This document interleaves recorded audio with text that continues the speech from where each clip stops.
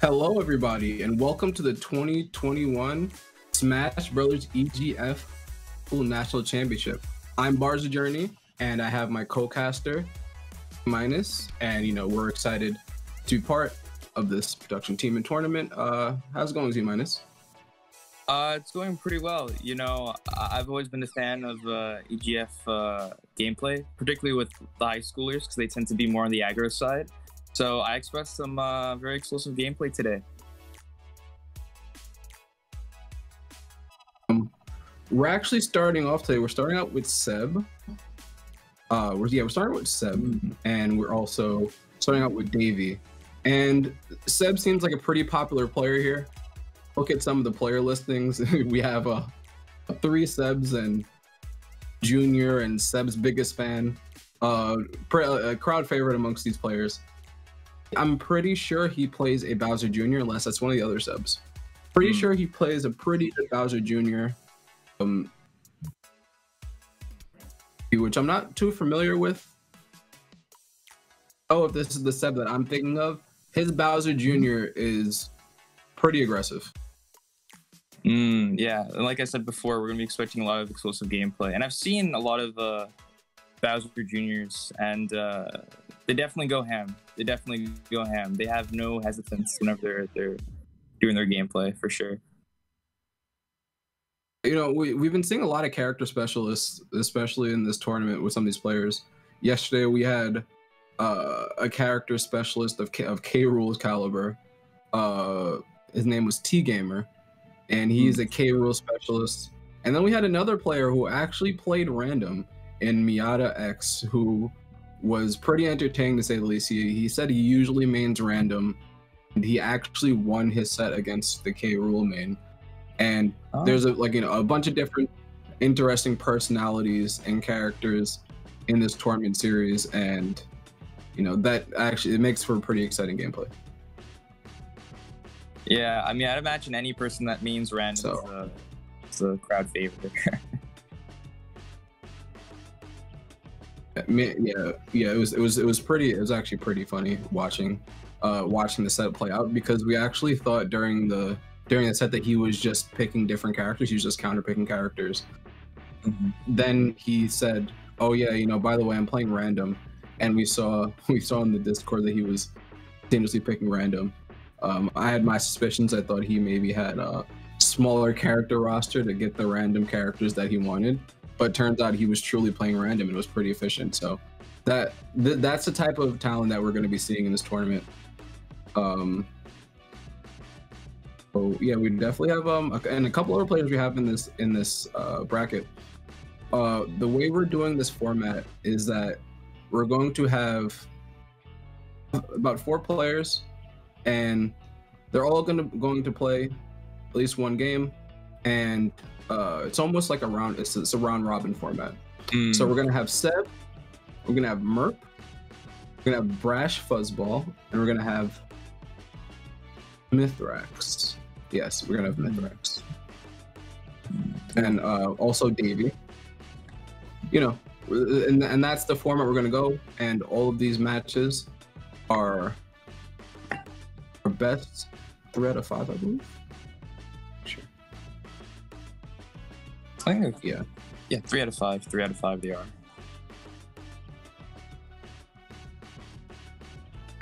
Yeah, so we're definitely gonna see a lot of good, intense games.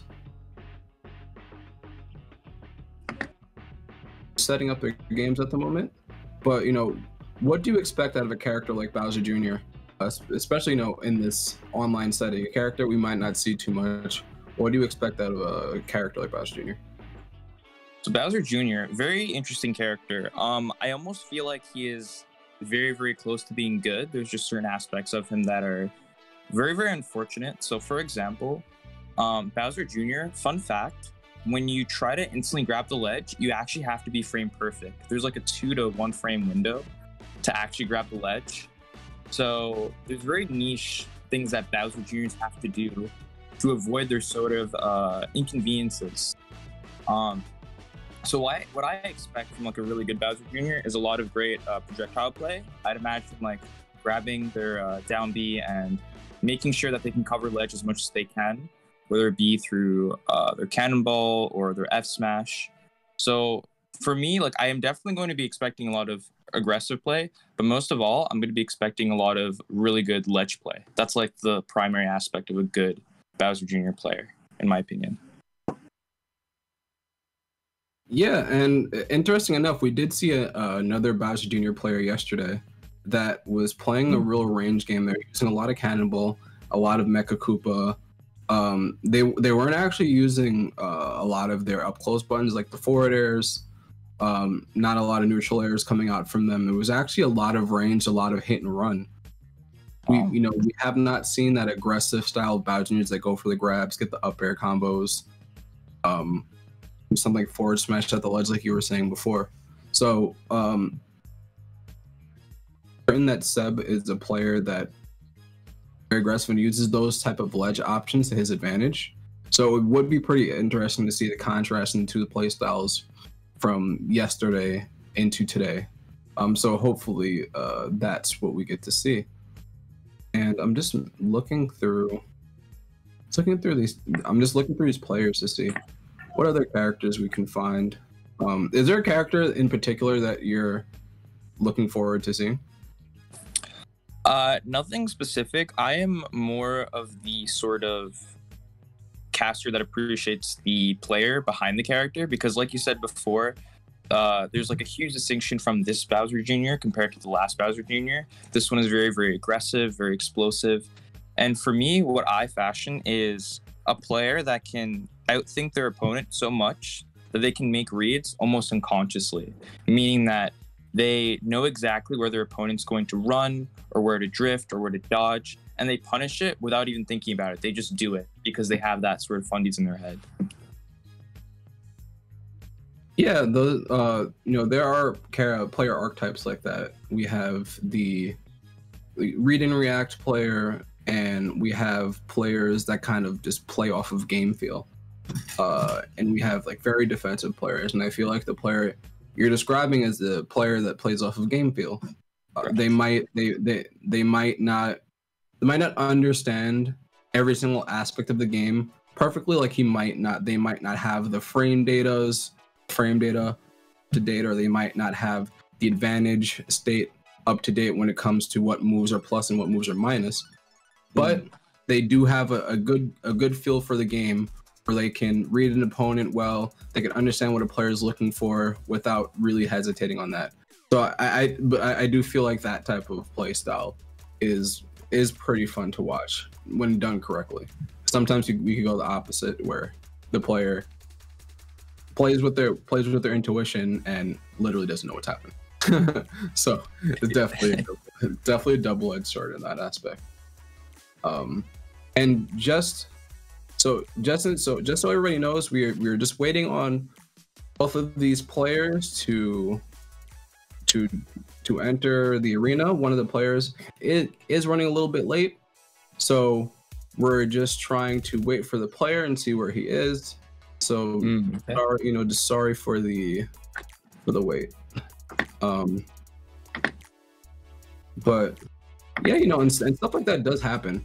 Yeah, especially a tournament like this sometimes, where there are so many different players and things can happen. Last minute emergencies can happen. Yeah, emergencies can happen, and just do the best you can.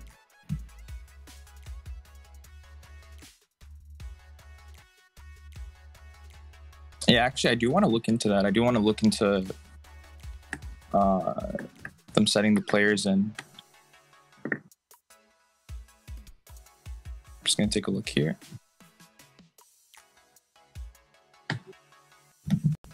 All right. So while we are waiting, is there anything you want to talk about? Like, how about we talk about the upcoming DLC? Anything exciting about that?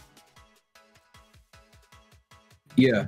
So there is, I don't know if anybody's familiar, there is the DLC character from Tekken, and his name is Kazuya. Pretty popular character in the Tekken series, but it's another character that's based on a fighting game. It's pretty funny, and it's just like Nintendo to, it's just like Nintendo to make a character that's true to form. It's very faithful to the series. That's one thing that Nintendo is very good at, for better or for worse, making a character that's very true to the series. Yeah, certainly, and it's really interesting to see more and more fighting game characters come into play. We saw characters like the Street Fighter series, like Ryu and Ken, and then now we're seeing Kazuya from Tekken, obviously, which is like a huge thing. So to see like Smash encompass all these different fighting games in like this one game, it's really sick, and it's interesting, and probably the only time we'll ever see fighting game characters interact with like Nintendo characters, like Nintendo classics such as like Mario, Luigi, or even like Sega characters like Sonic, for example. So definitely very, very hype moment for anybody who's in the fighting game community, for sure. Yeah. Yeah, no, definitely a great celebration of video games that Smash Brothers is. But on that note, we are just going to be cutting to a quick break. We'll be back in just a moment.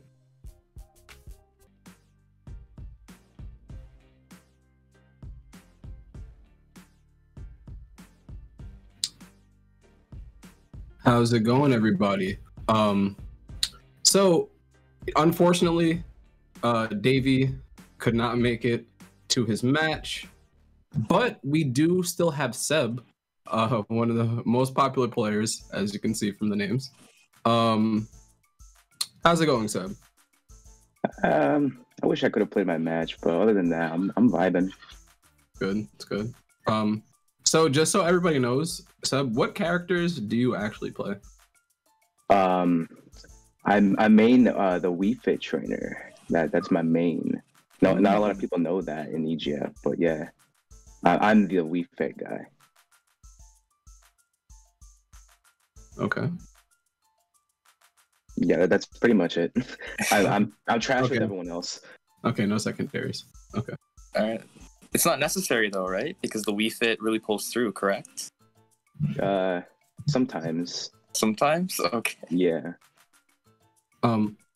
Are there going forward into the tournament, do you have any expectations going forward? Any pressure, do you think? In terms of pressure, I think time is more of the pressure, because I'm not sure if I'm going to be able to make it tomorrow, but I'm going to try to move things around and hopefully I'll be able to make it. So yeah. Okay. Do you have any questions, Z? Yeah, I mean, my question is more character related. So given the fact that I now know that you main Wii Fit, how would you describe your Wii Fit in distinction from other Wii Fits? Like, what makes your Wii Fit in your mind like different and unique to you?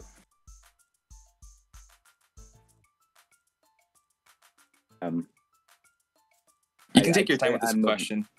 I'd say I'm a very basic Wii Fit. Like there's not really anything new. Like I just kind of like go on the Wii Fit Discord and I'm like, oh hey, this looks cool. I'm gonna implement this into my gameplay. And yeah, so I'm not really original. Yeah, I mean, that's fine. That's fine. You're doing the right thing. You're thinking like a student. You're kind of just like learning from the others. Who have had their success. And it's certainly taken you this far, so like, well done. Yeah, the grind don't stop, you know what I mean? Yes, sir. The grind never stops. Once you're on that train, it never ends. Yeah. People always come up to me and they're like, hey Seb, you're so carried because you play the Wi-Fi character Wii Fit trainer.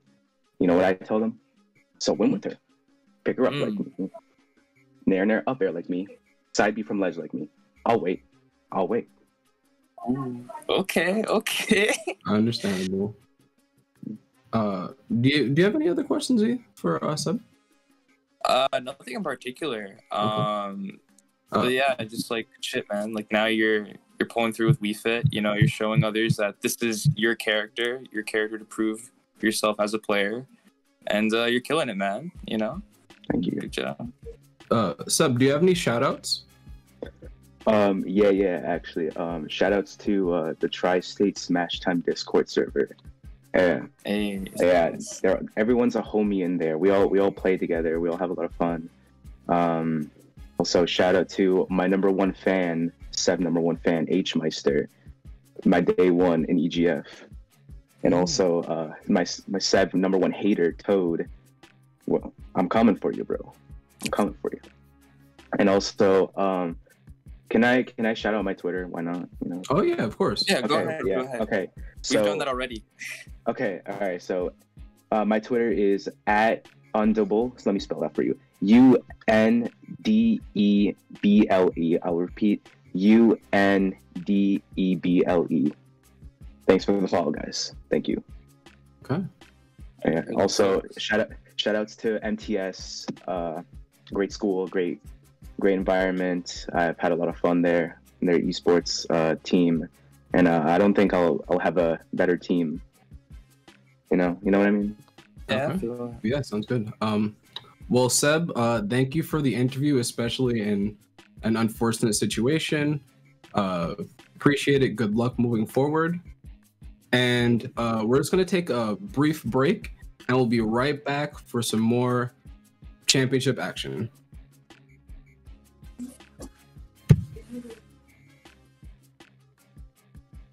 Hello, everybody. And we are back. And right now, we are starting with Merp and Mithrax. We're going a little bit down the schedule right now. And I think these two players are ready to play. So, and it seems like we have a Mithra and a Piranha plant. Alrighty, so this is quite ironic. Mithrax playing the plant, whereas Merp is actually going in with the Mithra this time. I'd imagine this is pretty poor for plant, just because Mithra obviously has the speed, and not just through dashing, but also through aerials.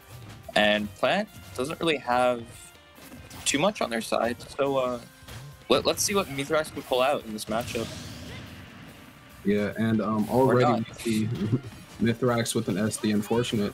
And I think one thing to note in this matchup is that Mithra is a very fast character, and already we see Mithrax having a hard time keeping Merp out, and I don't think they've netted any percent since they've lost that stock. Yeah, I gotta say, this is getting quite chaotic, and now we're seeing a little switch to the Pyra. Pyra obviously having more strength. You definitely want to use this character around like the mid to high percent, so you can just get so many good early kills that Mithra otherwise wouldn't be able to get. Yeah, and we're seeing Merp actually fishing a little bit with that neutral B coming out from Pyra. That move actually does not have super armor, even though it does seem like a move that might have super armor, but you know, pressing a little bit, Merp loses that stock to the Spike Ball, which is a really strong move that Piranha Plant has. And I just finally Merp getting that stock. And that SD earlier is really taking the toll. Yeah, for sure. And I have to say, that was a great setup from Merp to use the special with Pyra for the edge guard. That's really, really good. Another great thing to do is down tilt to 2-frame or clip. There's just a lot of setups that both Pyra and Mithra can do for ledge setups. And the benefit is if at any point you feel like you need to slow things down or you need to spice things up, you can just make the switch and suddenly neutral becomes easier. Yeah, and one thing that is easier is Mithra's speed and getting in on Piranha Plant. You know, sometimes as Pyra, it's a little bit hard to get in. She is a slower character. Kind of have to bull your way in at times, but Mithra is so fast that you could just be in and out. But with that being said, reading the Spike Ball with a back air and taking that pretty easily with the 2-stock. Yeah, nice clean 2-stock. Yeah, the 2E is quite laggy. So because Piranha Plant kind of becomes vulnerable on the sides, it makes it very easy to intercept. And Merp certainly learned that during that last stock. Now, you know, we know there was an early SD, but besides the early SD, what do you think that Merp was doing correctly to get such a big lead? Holding advantage with Mithra at early percents was good. I think most of all, they're pretty optimal pyro switches. Like, I think Merp knew that past around the 50 to 60% window that they needed to use pyro just to like finish the stock. Because even though, and this is quite a common problem, a lot of Mithras will get very, very confident with their character. And then once they get to that high percent window, they start to have trouble. And so sometimes they might be a little bit too, I don't want to say arrogant, but they might be indecisive on whether or not to switch. So making that switch to Pyra at the right moment was perfect in stealing Mithrax's stocks. Yeah, sometimes as Mithra, you have to make a read, and since she's so fast, you get in so easily, and you could try to find some of these stray hits. But if you don't really find that stray hit, the other character can tend to live a pretty long time, especially a character like Piranha Plant. But now we're going to Kalos, and this is a Piranha Plant counter pick. What do you think of this counter pick? It's a good counter pick. I would imagine that the Piranha Plant is going to be a lot more evasive on platforms. It's still difficult for sure. Like, I don't think this is by any means like even or going to be winning for Plant now that they're on Kalos, but they'll definitely have an easier time disadvantage because as they're recovering, they can kind of just ride the wall, or they can just evade to platforms. Yeah, one thing that's really apparent to me is that Merp is actually making a lot of really hard reads, right? They're going for these really hard smash attack reads, really hard side B reads, and the only thing I'm a little bit worried about is if Mithrax were to take a step back and just slow the pace of the game down a little bit, it can work against them. But you know what? I don't think Merp really cares. And if they could keep going on like this, they can carry momentum all the way to victory. Yeah, Merp is definitely having a lot of fun here, getting all the hits, all the conversions they want. And once again, another optimal Pyra switch, switching to the Pyra, the perfect moment to get that F smash. Yeah, and yeah, one thing is Mithra could leave themselves open on the side, just like you were talking about earlier. They're vulnerable on the side of Patui, but man, these down airs are like hurting me.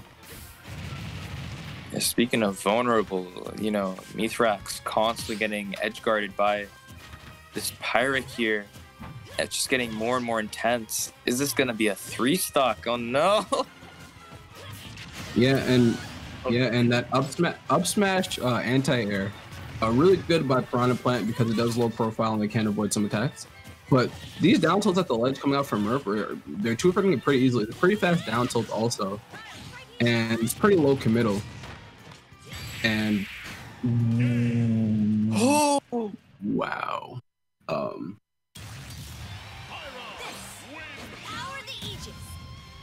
now that was an interesting interaction, right?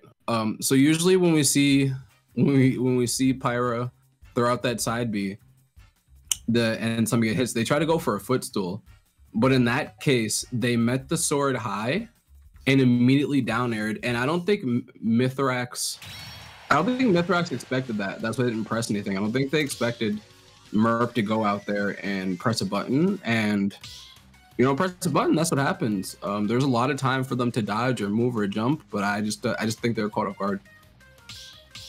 Essentially, maybe like a little bit of tunnel vision. Maybe they were kind of stuck in their own field and trying to, look at their own character as opposed to where their opponent was, and that can kind of lead people in a sticky position. But yeah, that was, I don't know, I've never seen that before. Just like the side B and then just immediately run off aerial. Like, I thought that was pretty unexpected, to say the least. Yeah, I mean, something that Merp showed is that they're very willing to go off stage against Piranha Plant. So the aggression off stage doesn't really surprise me that much. I just think it was the option that surprised me more. But we see Mithrax changing to the Steve, a character online that's been a menace to a lot of people. What do you think about this counter pick? So Steve is a pretty solid character, has decent anti-airs, decent disjoints, a great move and disadvantage, that being the cart and the block setups. As I say that, Mithrax actually messes up in disadvantage and loses that stock. Yeah, I think this is definitely a lot more I suppose easier with the Steve as opposed to the Piranha Plant. Yeah, I don't really see this matchup too often, actually.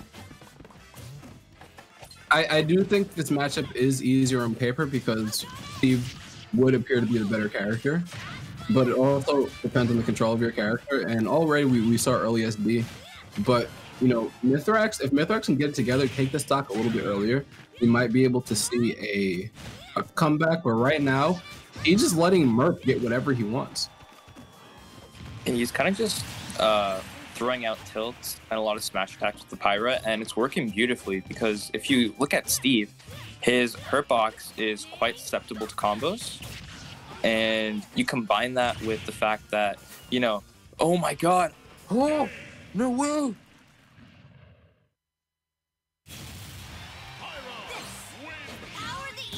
Well, like we were talking about earlier, Merp definitely showed aggression off stage, and they're not afraid to go off stage, and that's probably the third down air we've seen hit across both characters, and that's pretty good call-outs coming out from Merp, and just cutting off some of the angles that Steve would usually go for, and just meeting him at the apex. Usually we would see a Steve maybe minecart from that angle, and Merp met him up there with a down air of their own no matter what they did. So that was good stuff by Merp. Yeah, and if you notice, Mithrax is doing like a lot of high recoveries, and I think Merp took notice of that and kept pushing on advantage. I mean, if you look at this is just a straight 0 to death. This is like a side B, reads the jump, goes for a down air. Like this was like perfect textbook edge guarding against the high recovery. Yeah, perfect edge against the high recoveries and just the aggression, right? Sometimes when you're really aggressive, you force players into uncomfortable positions. And it just seemed like Merp was able to do that across both of the characters efficiently, and made quick work of it. That was a quick 3-0.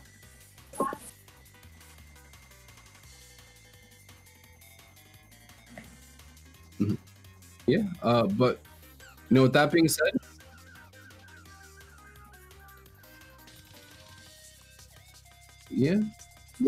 said, we're going to cut to a quick break. We're going to get Merp for an interview, so we'll be right back.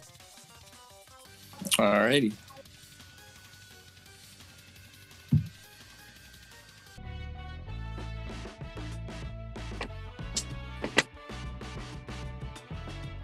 And how's it going, everybody?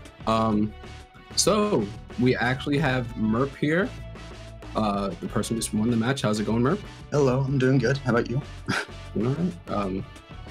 So Merp, going into that first game, was there anything you were expecting? Because it seemed like you had a pretty clear game plan going into it. No, I wasn't really expecting. I didn't really know who my opponent played or what they were going to do too much, so I kind of just played it by feel, and like, I don't know, went with what felt right to do. I don't know. There wasn't much that I was like going to it doing, and then during the game, there were a few habits I picked up on. Like he would use Batui a lot when he was playing Piranha Plant, and I would space him out and wait for him to shoot it and then run under it and hit him with like a dash attack or something. Okay. Yeah. And speaking of characters, when they switched from Piranha Plant to Steve, did that kind of catch you off guard, or did you like just keep the gameplay the same for the most part? I mostly kept my gameplay the same. It wasn't that much of an adjustment. I had to play around Steve's unique tools, but Mithra's pretty versatile, so I can pretty much do the same thing. I don't know. And he played pretty similarly as well. So a lot of the same things applied, if not this very specific character things. Okay. And going forward, are there any opponents that you're looking forward to facing, or any characters that you look forward to facing from a matchup standpoint? I don't know if there's any characters specifically, although it's a lot more. It's very interesting to fight other fast characters as Mithra. In terms of players, I think there's a lot of good people in this tournament, both from my school and from like Sheehan and a bunch of other places, obviously. Although that's the majority of the players that I know. And it would be pretty cool to play other people from my school, especially like Liam, because he's so overpowering, and it's a good experience to play against him. So. And while we're on the topic of matchups, are there any specific matchups that you have the most fun fighting when you're using Powered Mithra in particular? No, I don't think so in particular. Okay. It's kind of in a way it's fun to play against heavies because it's just such a winning matchup. But not really. I kind of just play pretty similarly against most characters. And some characters are more interesting to fight than others, like campers and zoners are a little boring, but Mithra generally has the tools to get in past the camping, so it's not as much of a problem for Mithra specifically. Okay. Goodness. And do you have any shoutouts you would like to do? Not really.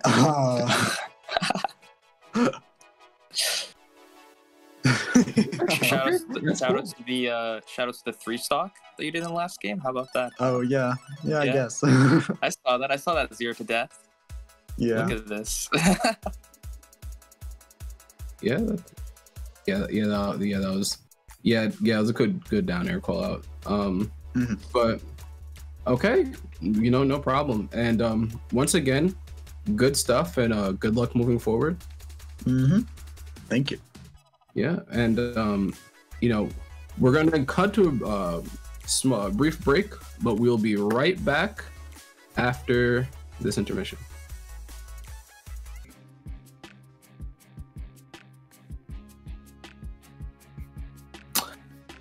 Hello, everybody, and welcome back to the EGF High School National Championship. We had to take a brief intermission. We just had to get some things together, but we are back, and we have Tempo and Mithrax. And how's it going, Z-? What do you expect from these two players? I mean, we saw Mithrax earlier, so I expect pretty similar gameplay. I don't know what to expect from the other side, but given the fact that we're now seeing a Ridley on screen, this is going to be an interesting low-tier fight. Yeah, and the thing is that Ridley's a character that very hard to jump in on. They do have a lot of tools to anti-air very well. They have up tilt, they have up smash. So they're very good at doing that. It's very hard to land on them. But Piranha is also a character that's very hard to land on. Yeah, and speaking of landings, Tempo having a little bit of trouble there. Obviously Ridley has a pretty large hurt box, and so things like Patui or even just like Patui off the side, like that will end up hitting Ridley. So you got to be very, very evasive when fighting against Piranha Plant. Yeah, the Patui is a pretty big hitbox. Ridley's a pretty big target. One thing that I'm seeing from Tempo's being really aggressive going towards Mithrax, but I feel like they don't really understand how the poisonous mist works. They keep shielding, and that actually does a pretty good amount of shield damage. You don't really have to shield it since it does progressive damage. True. And now we see stock taken out. It shouldn't be too hard to take out this stock. Mithrax immediately taking it. Now 2 stocks to 2. Yeah, they're not really evading the Venom Flame, aren't they? Yeah, no, they're kind of just running through it, and Tempo is taking the approach of going straight forward and trying to break the distance by just kind of being very bullish. But Mithrax is using that to their advantage, and they're trading a lot with him, and I feel like Piranha Plant being so heavy, you don't really want to trade with a character like that. We're seeing no trades right here, as you can see. Tempo had a pretty good amount of damage off stage, so perhaps maybe that's what's gonna keep things close. Maybe if Tempo gives us momentum, gets the up smash off of the roll. Yeah, and we finally see that up smash, one of Ridley's very great anti-air options, and it covers a lot of space. Deceptively low cooldown for a move that seems to have such slow startup. But speaking about another anti-air option, Piranha Plant taking that stock with an up smash, and now we have an even game once again. Right now it's last stock, and Tempo, you know, previously doing a good job of keeping the pressure on while Mithrax is off stage, but now Mithrax throwing out the Batui, not quite being able to get it out, but gets it out this time. Is that no ledge invincibility? Coming devastating. Yeah, and yeah, right now Tempo is going to take that to the bank, and they're in a pretty good position to actually back here. Mithrax didn't take that advantage, but he's at the ledge, and what is he going to do? Got him with the side B, throw him off stage. Good side B, the Batui coming in clutch once again. This is getting really, really even. I feel like the next hit is going to put him in a place that's going to kill him. Oh, is that going to be it? That's it! Wow. And the Batui, Spike Ball, the Batui taking that stock, and we have Mithrax taking the first game, and I have to say that was a pretty, that was a pretty close game, and there was a lot of little skirmishes going on. Kind of, there wasn't really a clear advantage. It was a little bit sloppy, but Mithrax managed to pull it out. There's just a little bit of sloppiness. I think perhaps Tempo was just a little bit scared of Batui, and Mithrax was kind of scared of the oncoming range coming from Tempo. But near the end there, just managed to clutch it out with that Batui. So we'll see what Tempo has to offer in this upcoming counter pick. Yeah, I also feel like Tempo was very aggressive, especially in landing on Mithrax. And, earlier, I was talking about Ridley having the anti-air options, but it seemed like Tempo was landing a lot more on Mithrax than Mithrax landing on top of Tempo. And I feel like that came to haunt them later on because Tempo landing so aggressively eventually got their stock taken because it came down landing with the button, and the Batui Spike Ball just did not care about that. Yeah, definitely needs to hold shield a lot more if they want to stay protected from this Batui.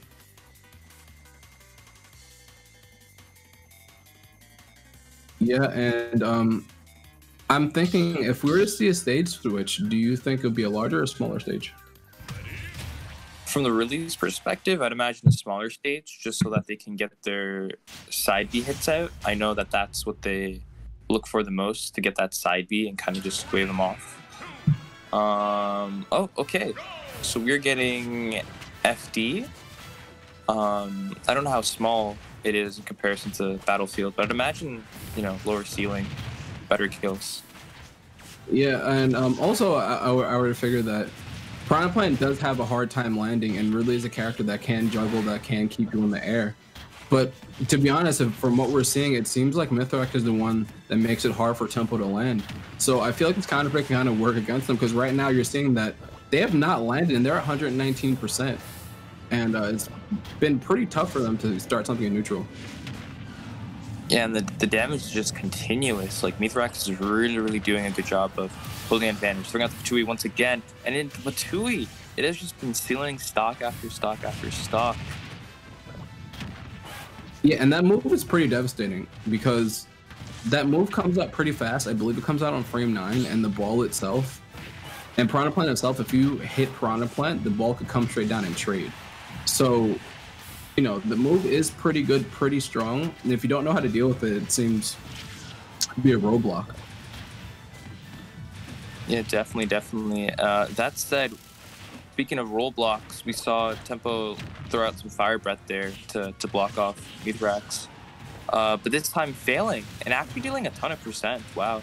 How much percent even was that? Oh, God, and the kill. Yeah, Piranha Plant back here is a pretty devastating attack.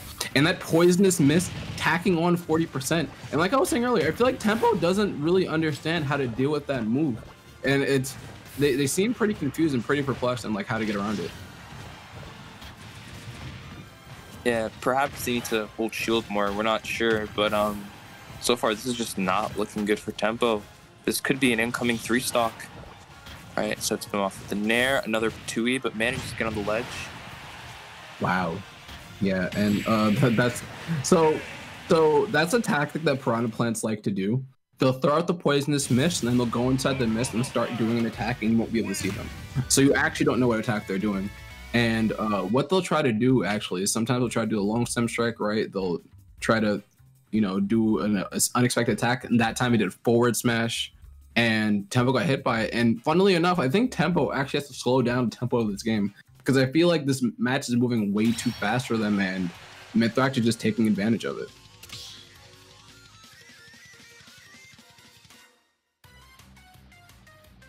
Definitely. I would say the one adjustment would be definitely like being a lot more evasive around Patui and the gas, but most of all, just knowing when to hold shields. Because I'm pretty sure I saw absolutely like no shields, not even running shields. So certainly a change that could be made. Yeah, and that is a very good observation, because I don't think that we've seen Mythrax grab once. So obviously they're swinging, and obviously they're not afraid. They know that they're not going to shield, so why grab? And that's what we've been seeing. We've been seeing constant attacks come up from Mythrax, and like you said, Tempo has not been using shield at all. It seems like they're playing. They want to play a character like Greninja, but really it's a big body, and they can't afford to get hit by a lot of these things, especially when Ridley isn't as heavy as his size leads you to believe. So when you get hit by a lot of these things, it adds up very quickly, and you end up getting 3-stock.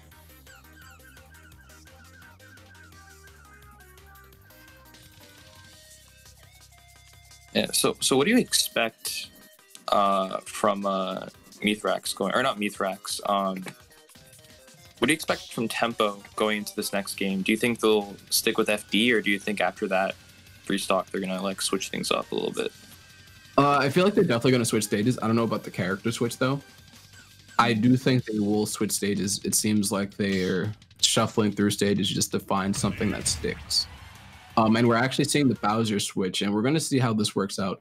Bowser is definitely a better character, but even though you pick the better character, it's all about the playstyle when you come down to it. Yeah, and I think we're going to be seeing PS2. Yep. All right. PS2 with Bowser. This is certainly a much better matchup. Let's see how he swings this time. Why do you think? Why would you say that Bowser on PS2 is better for Bowser instead of Ridley? Bowser for PS2 just has better utility over the platforms. Also, I think recovery is less rough because sometimes you can get pineappled. So because you can kind of like switch up the momentum of the up B with Bowser, it's just easier to navigate around that inconvenience. Whereas I think Ridley is a little bit too linear. Yeah, I do agree. The one of the confusing things about Ridley's up B is that his angles are horrendous. And if one thing that Bowser can do, Bowser can up B, can drift, can manipulate his angles somewhat. But with that being said, Mythrax already outpacing Tempo with taking that first stock and already at 59% on the second stock. What's happening to you, Minus? Oh, geez. From the looks of it, it looks like Mythrax is just having a blast. These are two characters with big hurt boxes, and when you have a big hurt box like that, it's very easy to land a hit. Once again. Oh, and yeah, and Mythrax is just, even though Mythrax got a little bit too happy there, but that SD, man, Mythrax is popping off. When you go for stuff like that off stage, you're really feeling it, because they've already lapped Tempo 1%, and I feel like they have a lot of emotional advantage right now. For sure. And you notice Tempo is trying to implement those shields, but they're not really doing too good of a job of shielding at the right moments. That would be an exception, though. Shielding the Patui, that was good. Yeah, if anything, Tempo needs to be aggressive off stage. Or not. Okay. I don't think that's the type of aggression that you were hoping for, but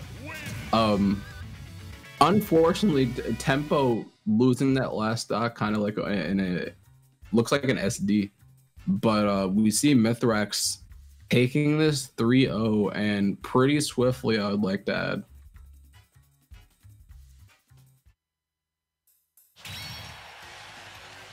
Yeah, Mithrax is. I'd imagine Mithrax is pretty pumped about that for sure.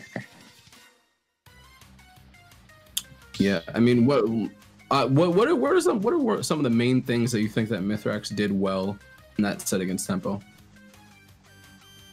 I think throwing the Patui at the right moments to keep advantage was good. I liked the fact that when staying grounded, they weren't afraid to be a little bit defensive sometimes and let Tempo kind of mash out tilts and aerials.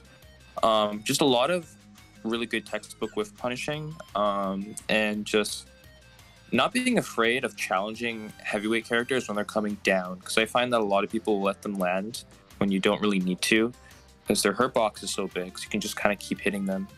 And so I think they just did a really good job of holding advantage. Yeah, definitely. Definitely, they're really superior advantage to the point where they didn't even have to grab, right? Just throwing out attacks, because if you're not going to shield, then why do I have to grab? Why throw a rock when you're just throwing paper, right? I'm just gonna keep cutting the paper with my scissors. But Exactly. yeah, pretty good stuff by Mithrax. But with that being said, we're gonna cut to a quick break and we're gonna be back with an interview with Mithrax, so stay tuned. Hello everybody, and we're back. And we're here with Mithrax. How's it going, man? Hey, how's it going? Hey. So we just saw you win that set 3-0. After you did fall in the previous set, what was your mentality, coming after a tough set like that, just to come back to get a 3-0 against another opponent? Right. I took a little break. I was actually practicing piano in between. I needed just a refresher. So I lost 3-0 against a really strong Mithra and Pyra, who I've never played against before. So I knew going into this set, I just had to refresh myself, drink some water, just prepare myself, and see how I could do in this next game. Just not think about the last one. Okay. And with product plan in particular, was there anything you did differently compared to like your last set? Like, did you try to change things up this time around, or?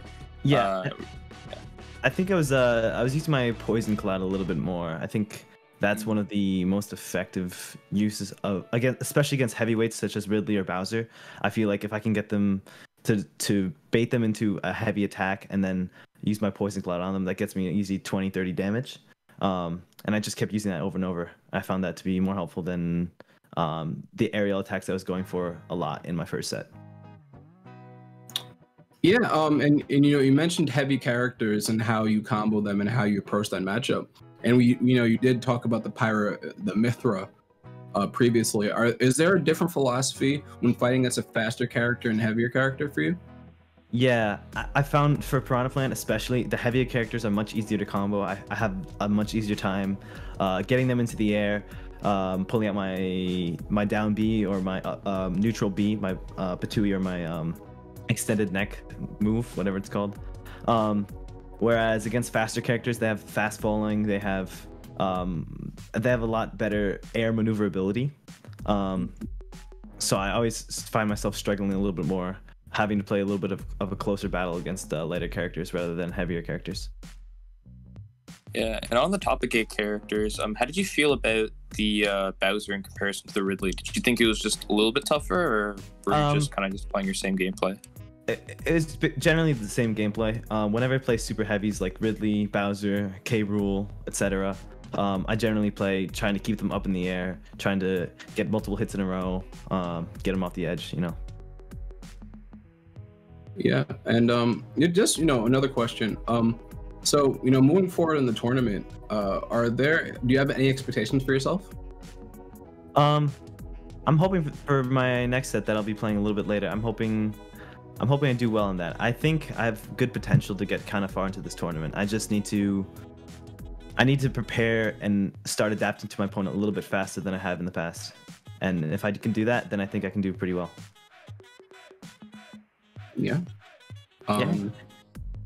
Okay. So, you have any shout outs you want to give to anybody? Like, any yeah, I'll shout out my friends, Minty and Winstrat, the McNair Discord server. We got a lot of awesome people there. And then my YouTube is just Mithrax. I make some music there, and that's about it. Okay, good stuff, and good luck moving on in the tournament and moving forward. All right, thank you very much. Yeah, and we're just gonna take a brief break, and we're gonna be back with more Smash Ultimate action.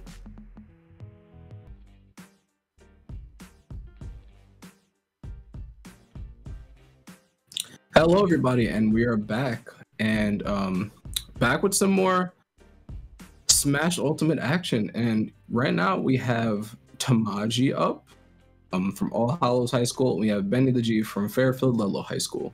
Two of these players I'm almost fairly familiar with. They've been pretty prominent in the previous tournament series. If I remember correctly, I think Benny the G is a Little Mac player. I might be wrong on that.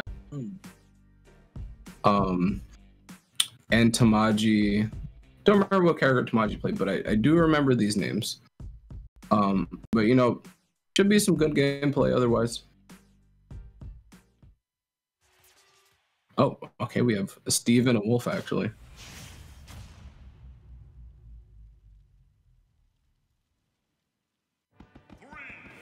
Alrighty, so we have Steve and a Wolf. So Wolf is definitely very hard-hitting spacey out of most characters, or at most species.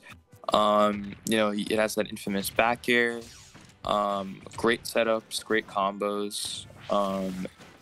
I would say the only hard part is probably recovering against Steve, because I'd imagine the block setups are gonna be very, very hard to deal with. That said, we should see some exciting gameplay here coming from this Wolf. Yeah, to be honest, as a Wolf player, I feel like you have to expect to be able to recover from a bunch of different angles and to preserve your jump just like that. And Benny the G already very aggressive with these mine carts, trying to get Wolf off stage, pressuring him, and it's off to an early lead already, and taking that stock with up smash. Yeah, that up smash lingers for quite a bit. You notice that every time. Oh no, how long is this lasting? Oh jeez. So yeah, as I was saying, the up smash lingers for a little bit of time, and so whenever Tamaji was jumping, it seemed like they were kind of just bound to get hit by the up smash. So I'm glad they're kind of taking it slow this time. Yeah, Wolf players like to jump a lot because the character does have a bunch of strong aerials. Forward air is very strong disjoint and combo into itself. Neutral air is a very big hitbox. It has pretty good knocking, and we all know about the infamous back air, Wolf back air. So Wolf are gonna like to jump a lot, and it seems like Benny the G is already kind of scouting those options with these anti-airs. Yeah, you notice they keep going for this F smash, but it's like you don't have a tool with it, so it's kind of weird. I hope they craft a weapon. Okay, they don't. Okay, cool. Yeah, that was funny. Yeah, he was just punching Wolf, and then he comes and crafts right in front of Wolf's face, and you can't do that. That's something in that situation you probably have to wait it out a little bit. Maybe do a get up attack, because if you try to jump and Benny the G is right there, they're just gonna react by stepping on the impact plate, and you lose a stock just like that. Yeah, and as we can see here, Steve is gonna do a lot of damage here. Almost got that up smash, but the block ended up getting wiped out. Yeah, this is gonna be a rough patch to come back from. Yeah, and that was pretty smart. That block under the top platform to up smash, and catching that jump again with the forward smash. And Benny the G has been pretty aggressive trying to call out these jumps from Tamaji. And that's probably the second stock that they've taken, calling out a jump with the smash attack. It did a great job of calling out those jumps and definitely helped seal out those stocks. Steve is really interesting because a lot of the time it's either the disjoints that catch people off guard, or it's his just randomly good damage output. Because if you notice, there were moments where Benny the G would do like jab, and it just kept leading into jab, into jab, into jab. But that wasn't the killer here. The killer here was that up smash and that TNT there. Those were like the real killers here. So we'll see what Tamaji will do in combating these disjoints. Yeah, I mean, combating the disjoints, and you know, for the most part, it didn't really feel like they got anything started. You know, a couple straight hits here and there took a stock, but it really seemed like it was just a bunch of stray hits that conveniently led to a stock. But it seemed like Benny the G was to control most of the game pacing wise. It's interesting to see how Tamaji like circumvent the momentum that Benny has and just the traps that he's laying up.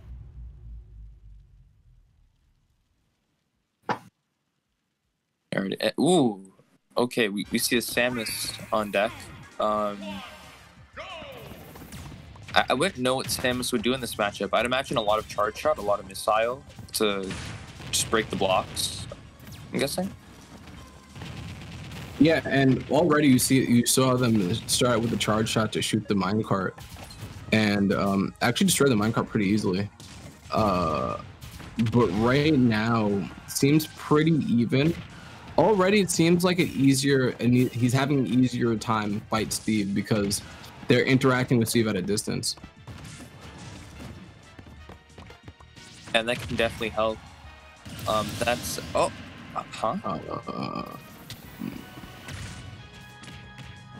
Right, okay. Just crafts right in front of them. Took a full charge shot to down throw grab 49% combo. Like, why not? Yeah, why not? All right. Oh, that was cool. That was like a nice little layer dodge to avoid the grab. Yeah, and when they did the nair over their head, it shifted their hurt box and they didn't get punished for it.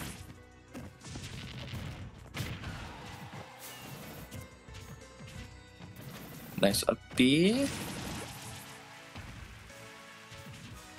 I really like that Tamaji gave Benny space there and baited with the charge shot and went for the up B out of shield. Pretty good option. And taking that stock with the dash attack, little bit of a suspect DI there, but you know what? Sometimes you don't expect to get hit by things like that. And you know, Tamaji with the first lead of the set. Yeah, a great lead for sure. And if they can hold this lead, they could definitely do some great stuff. But that said, Benny G just getting that down air once again. It's really been coming in clutch a lot of the time off stage. Oh yeah, definitely. You know, where he's coming in clutch off stage right now, Tamaji has been controlling this neutral with these long range grabs and these charge shots, because charge shots can lead into combos surprisingly enough if you have enough charge there. And the grab has been catching Steve some of these combos, but right now Benny has the diamond hands and the TNT and he's looking to do something dangerous. Yeah, and speaking of dangerous, we're seeing that up smash once again. Just really, really hard to combat that. You mainly have to come for the sides, but that said, comes from the side and ends up getting hit by the diamond F smash, stealing that stock and stealing that game. Yeah, taking that stock, and when you have diamond hands like that and you hold on to the stock, you know, sometimes the stock gives you a lot of money. And right now, Benny with the diamond hands is 2 for 2 today. Ending the last stock with the diamond hand forward smash and ending this one with a diamond hand forward smash. And that move is really destructive.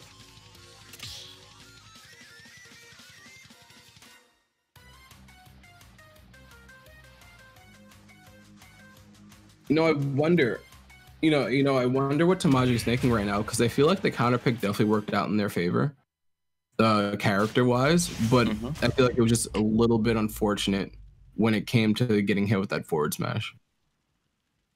Yeah, it seemed like they had the right idea in mind. They kind of just didn't hold their attacks much. Like, it seemed like they were doing good at the beginning, you know, charging up charge shot, throwing out forward airs. But then whenever Benny G would throw out disjoints, they kind of just kept holding in, and they ended up getting hit. Just like that, like right there, holding in and getting hit by the up smash. Yeah, and that's something you have to be careful of, because right now it seems like they're on the back foot, getting thrown off stage, almost got spiked, but now they're getting hit by all these up smashes, and that's one thing when you try to land on Steve like that. You're going to get hit by these up smashes if you try to land too much, even though it is a leg.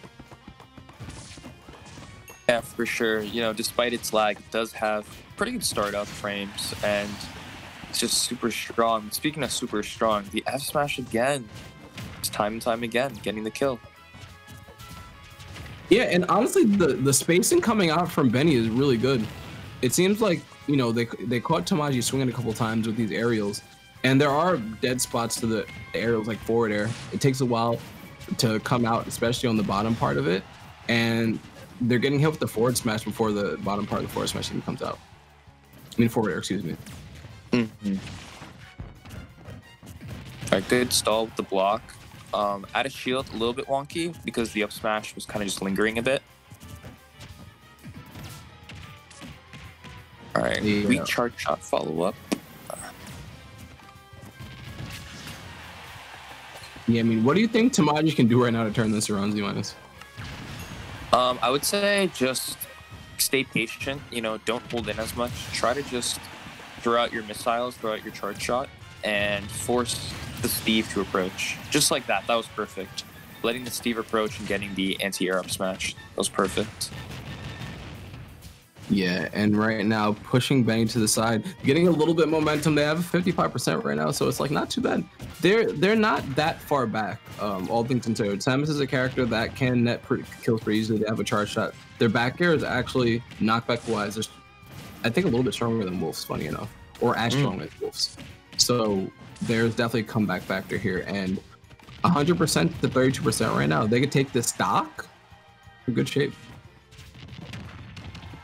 Ooh, and they did like a little bit of, what was that? It was like the back hit of up smash, almost took it. That was really cool. Yeah, but now they have the stock, and they pretty much had an even game, and this is what I was talking about. Samus can definitely make up a lot of damage really fast. Now this is anybody's game. Ooh, up smash again, not working out. Yeah, and that's the thing about up smash. Up smash is a move that doesn't have the best hitbox, and especially Steve sometimes can't scoop, especially when Samus is taller than them. So it can be pretty hard to take out Steve with an up smash. Oh.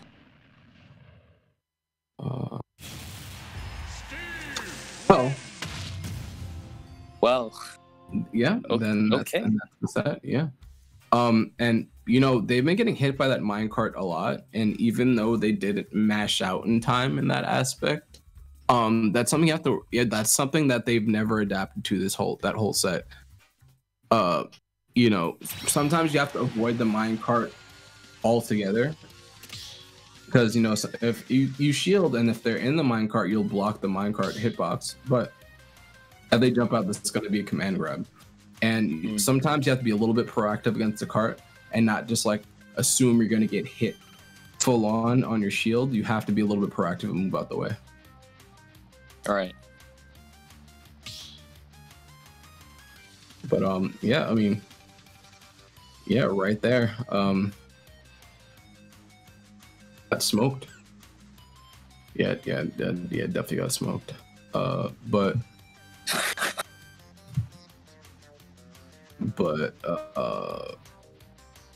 I mean, pretty good stuff. I mean, pretty good stuff coming out from Benny. Strong performance. And you know, Tamaji tried their best. The counter pick definitely worked out a little bit better than the Wolf, but at the end of the day, Benny just sealed that victory. Yeah, good stuff to Benny. Good stuff to Benny for sure. Yeah. But you know, in typical fashion, Benny being our winner, we're going to try to get Benny in for an interview, and we will be back shortly with an interview with Benny.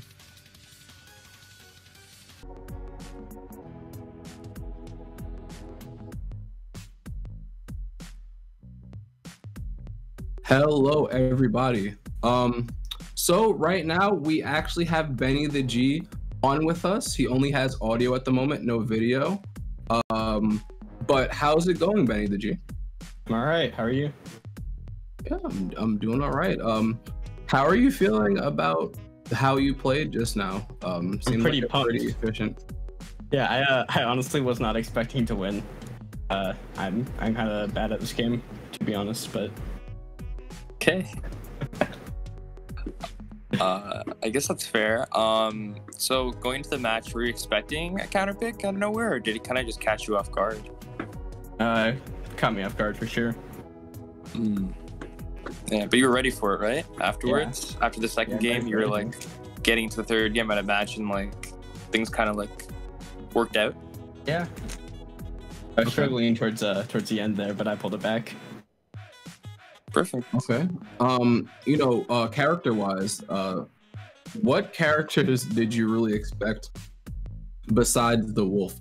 I know you just said, you didn't really expect the Samus, but were there any characters that you really wanted to fight against or you really didn't want to fight against? I'm not very good against Banjo, but no one plays Banjo, so I think I'm good. Understandable. So, just out of curiosity, when you were, because I noticed all the time when he would drift in, you would kind of just throw out up smash to anti-air. Is that just like a common move you kind of just throw out just to like keep people out? You just throw out the up smash and it just yeah, up smash is my favorite move in the game because it's the best.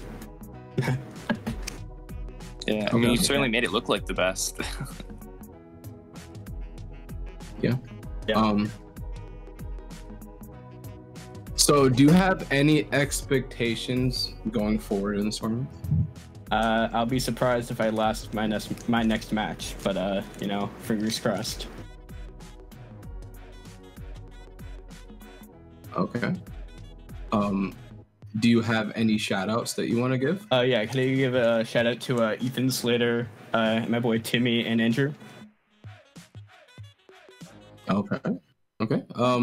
Do you have any of your own like Twitter handles you want to shout out? Nope. Okay. Okay. Well, nice talking with you, Benny. Thanks, nice talking with you. Yeah, and good luck going forward in the tournament. Thanks. Yeah. So, we're going to cut to another intermission. I think we're going to do a caster swap. So, I'm Bars the Journey. Oh, so we're not going to do a caster swap until later, but we will take a brief intermission and we will be right back with some more Smash Ultimate action.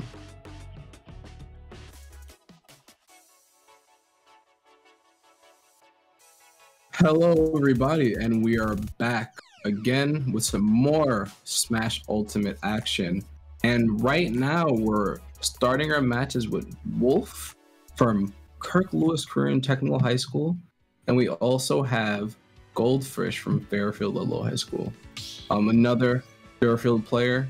We previously just saw Benny the G. When they're set, it seems like they have a pretty interesting cast of players over there. And it looks like we're going to go right into it.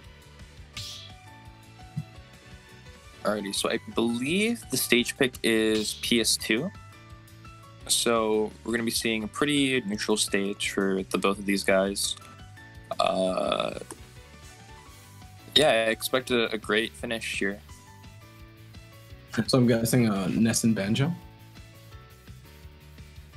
That's the guess, of course. If we see anything else, that'll be kind of a surprise. But yeah, I expect a Ness and Banjo.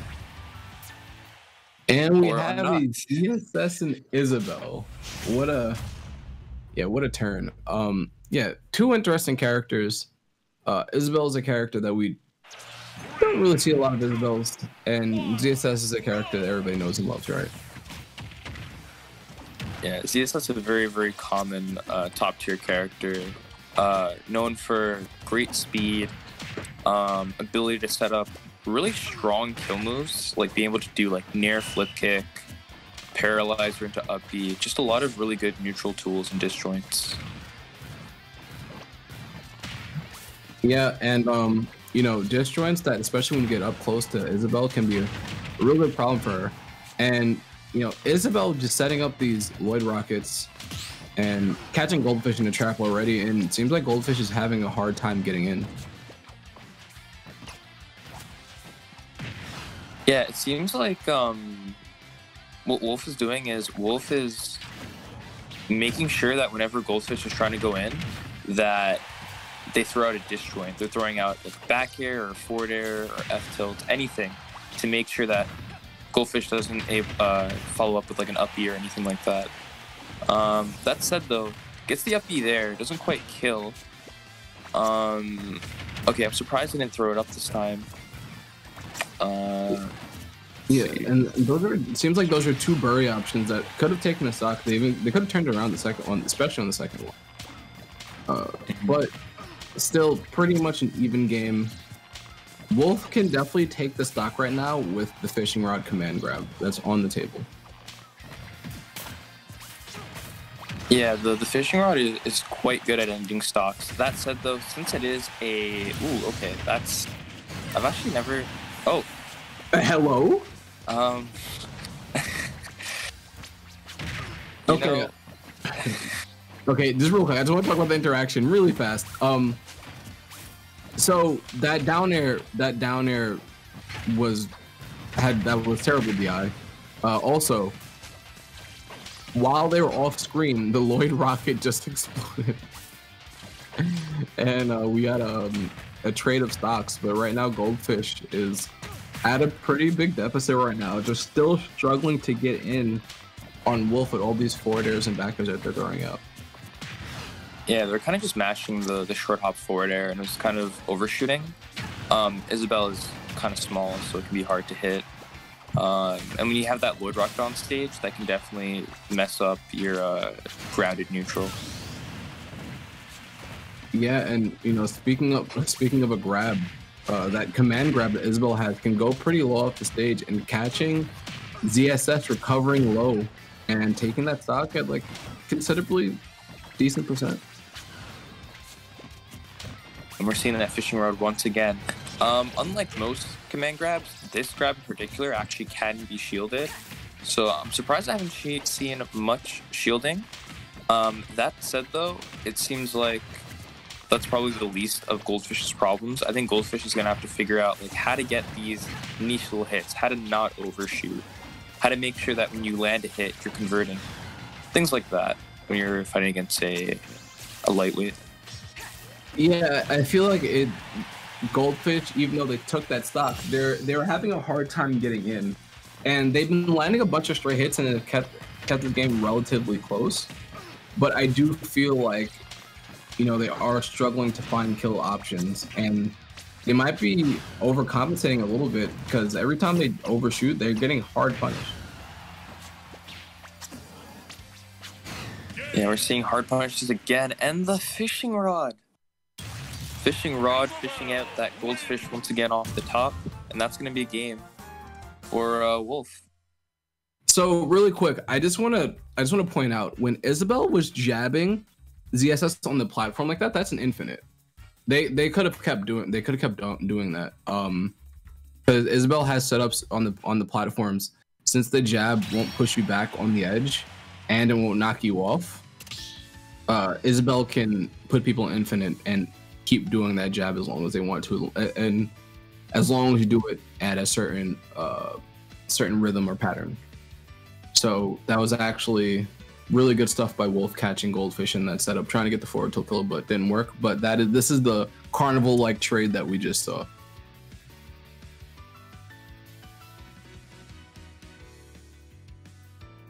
Yeah, and we're lucky to see that Wolf did not go for that infinite, because had they done that, that would have been a show for sure.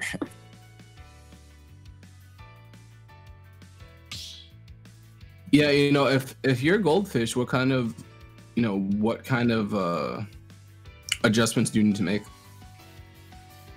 If I were Goldfish, I would do a lot more side Bs. Side Bs can actually catch the Lloyd rocket, and side B is also just a great disjoint in general. It'll beat out the forward airs and the back airs that are thrown out by Wolf. It's just a great special overall, and you can also B reverse it, so you can shift momentum. Oh yeah, yeah. I feel like that's something that could break Isabel's wall pretty well, because If anything, they were getting walled out really hard, and they were struggling to find a move that can help break that wall a lot easier. And I feel like side B definitely is the move that does that. If you really wanted to, you could combo into it. If you hold the B button, it does a amount of knockback if you just do the regular side B. So that move is a little bit versatile when it comes to poking against characters that play that range game as ZSS. Yeah, and I think that's all Goldfish needs to do is play in that range game.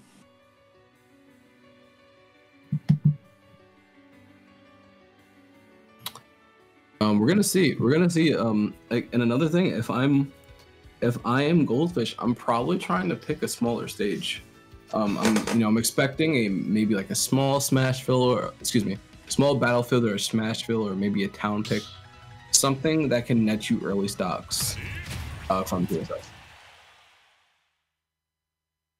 I'm imagining Smashville might be the pick here just because of the setup with the tap platform, just covering most of the stage. See if that's true. All right, here we go. Exactly. Yeah, we're gonna go to Smashville. Starting out with the grab already. And this is definitely a stage that if you want to catch somebody, you're gonna go to. So let's see what Goldfish can do. Almost at a nice little conversion. They're gonna do the paralyzer into the nair. Doesn't quite get it though. Yeah, I'm liking these forward tilts that were coming out from Goldfish, just trying to keep Isabelle at bay with one of her faster tilt moves that can give her some space.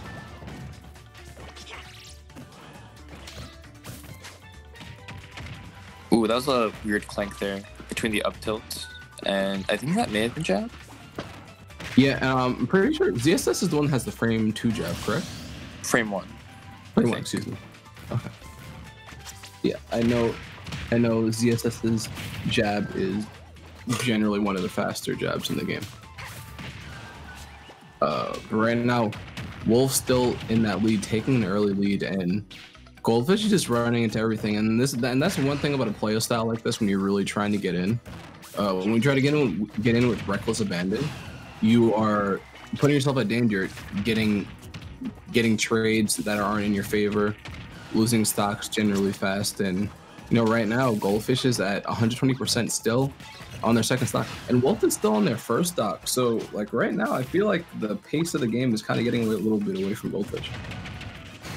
Yeah, they're kind of just running into these Lloyd rockets. I think a huge problem is a lot of the time when they do get the paralyzer, they're not confident enough to go for like an up B or maybe even just like a regrab. They kind of just go for the safer follow-up. And when you're at a stock deficit like this, that could mean the game for them. Yeah, and something that Goldfish needs to do, they need to be cognizant of these Lloyd placements. Because Wolf seems to be placing these Lloyds all over the place, and I don't feel like Goldfish is at all cognizant of where these Lloyds are expected to pop up. Yeah, speaking of like Lloyd, we're seeing these percents coming back and again, and yet another Lloyd, and Lloyd again. Just such a strong move. Yeah, the thing about Lloyds, you can actually just destroy the move outright. We saw Goldfish earlier just down air the Lloyd and it got destroyed, but it just seems like Goldfish does not know how to consistently deal with that. So we see ZSS get grabbed by the command grab and thrown off the top. ZSS is still generally like character, so that's all true, and good stuff to Wolf for once again clutching that out and making it hard for Goldfish to function.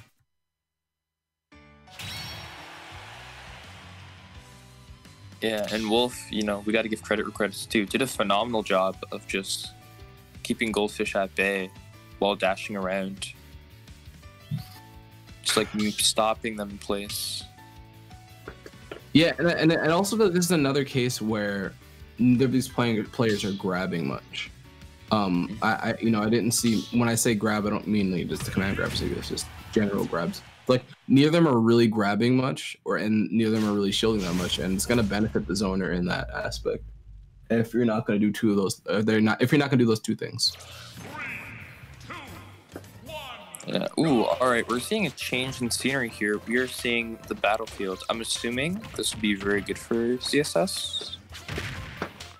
Yeah, so ZSS on Battlefield, I would say, can be pretty good, but I'm not gonna lie. I feel like the way that Goldfish is playing right now, yeah, I feel like they're gonna be susceptible to a lot of these wolf traps, and it's mostly because of the Lloyd placement and the lack of awareness when it comes to this Lloyd placement. But you know, they're off to a quicker start right now, and you know, maybe Goldfish can get something started on the stage. Yeah, that said though. Ooh, okay. Oh. Almost did the Lloyd rocket into the up air, into the fishing rod. Just no hesitance whatsoever.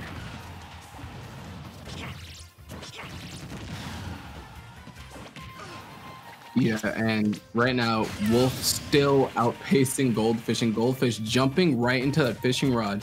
And that's what I'm talking about. Not a lot of chilling going on, and it's almost like that Goldfish is running right into every one of these traps. They're running into the slingshots, they're running into the Lloyd rockets, they're running into the command grabs, and it feels like everything is just going Wolf's way right now. Yeah, and these up Bs, surprisingly, that is not going to get the kill. I actually thought it was going to, but not quite yet. Wow, and that, okay, that was a pretty unfortunate trade if you're ZSS with the Lloyd rocket there. But another Z minus. What the? Z. What the? Z. This is. Oh my God. Okay. So okay, two interactions that I just want to just go over real quick.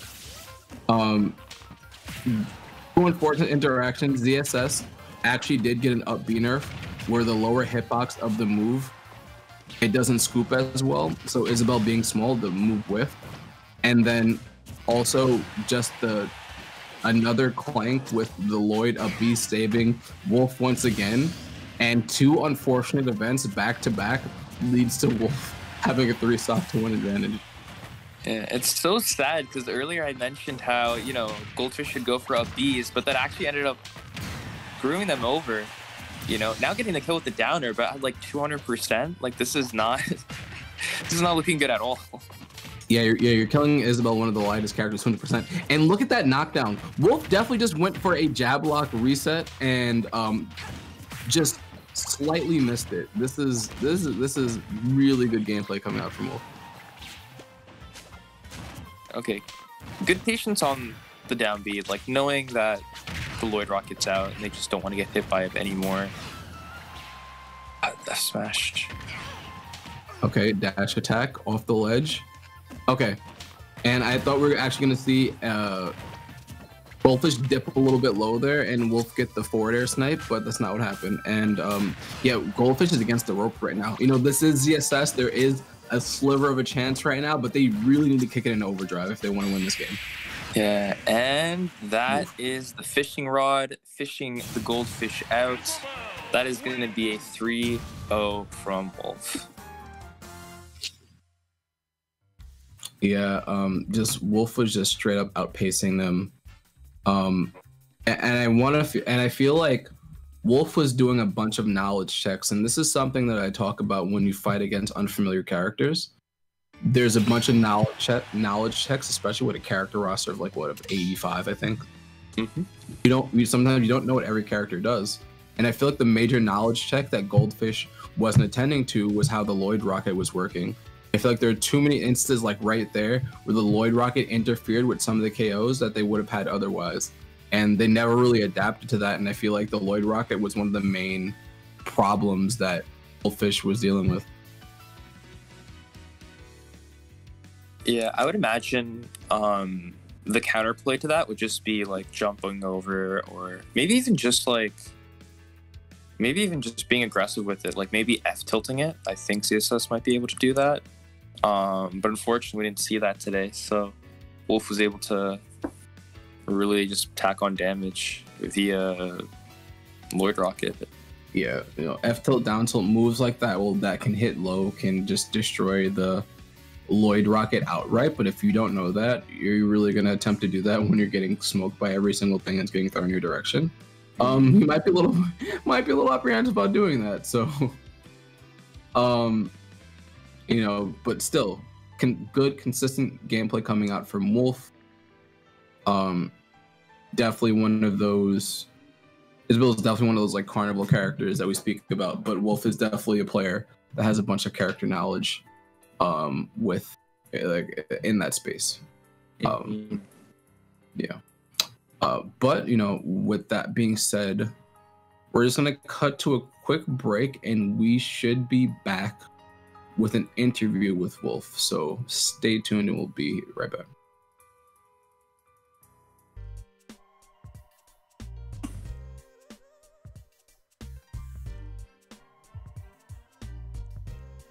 Hello, everybody, and we are back. And we actually have Wolf on the line with us. No video right now, but we have him on audio. How's it going, Wolf? I'm doing all right. How y'all doing? Okay. So Wolf, you know, pretty clean gameplay against the ZSS as Isabel. How do you feel about the ZSS matchup as Isabel? I feel pretty confident against the Zero Suit Samus matchup with Isabel, mostly because I can zone her out, and I have Lloyd to help me to basically keep her back, and also a fishing rod in case if she does try to approach me with something like a dash attack. Okay. And I noticed that the Lloyd rocket really came in clutch. Was that something that you noticed midway in your gameplay, that it was just very effective? Yeah, I noticed that she'd always jump so to try to avoid the rocket, but I'd detonate it as soon, try and predict that she'd be on top of it as soon as I detonate it to hopefully catch her. And you know, I always like to ask players who play some of these obscure characters, are there knowledge checks that you like to do during the match to see if the other player knows how to fight against your character? Sometimes, yeah, I'll try to go for like something new, like that in the PS2 I try to go for the jab infinite, but I messed up and hit a side tilt instead to pull the umbrella.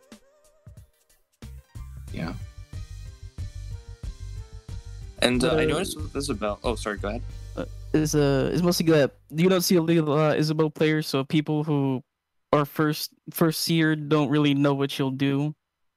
But that's pretty good for me because I'm able to like because if I fight someone that I know I at least have knowledge of, I'm able to catch them off guard with Isabel. Yeah, and speaking of catching off guard, you did a really good job of keeping them at bay. It seemed like a lot of the time when they were like jumping, you could just kind of anti-air them. Were you starting to like catch on to some of those jumps? Because I noticed that you were doing a lot of up airs, or even like Lloyd rocket up airs. I was catching on to what she was doing. All right, and is there anyone you want to like shout out by any chance? Just want to shout out to my classmates. So we got 4 of us made it here over to national, so that's pretty good for us, since this is our first time our school is doing something like this, and it's pretty impressive that 4 of us are able to get this far. Okay. Okay, good stuff. And congratulations again. You know, good stuff on your victory, and you know, good luck moving forward. All right. Thank you. Yeah. So, we're going to have a caster swap at the moment. I am Bars the Journey. You could follow me, you know, at Twitter at Bars the Journey, and Z-. Z-, make sure to follow me. My Twitter is at Z-13. Yeah. And thank you for tuning in to the EGF High School National Championship. We're gonna have 2 new caches coming on. There's gonna be more action to show. See you soon.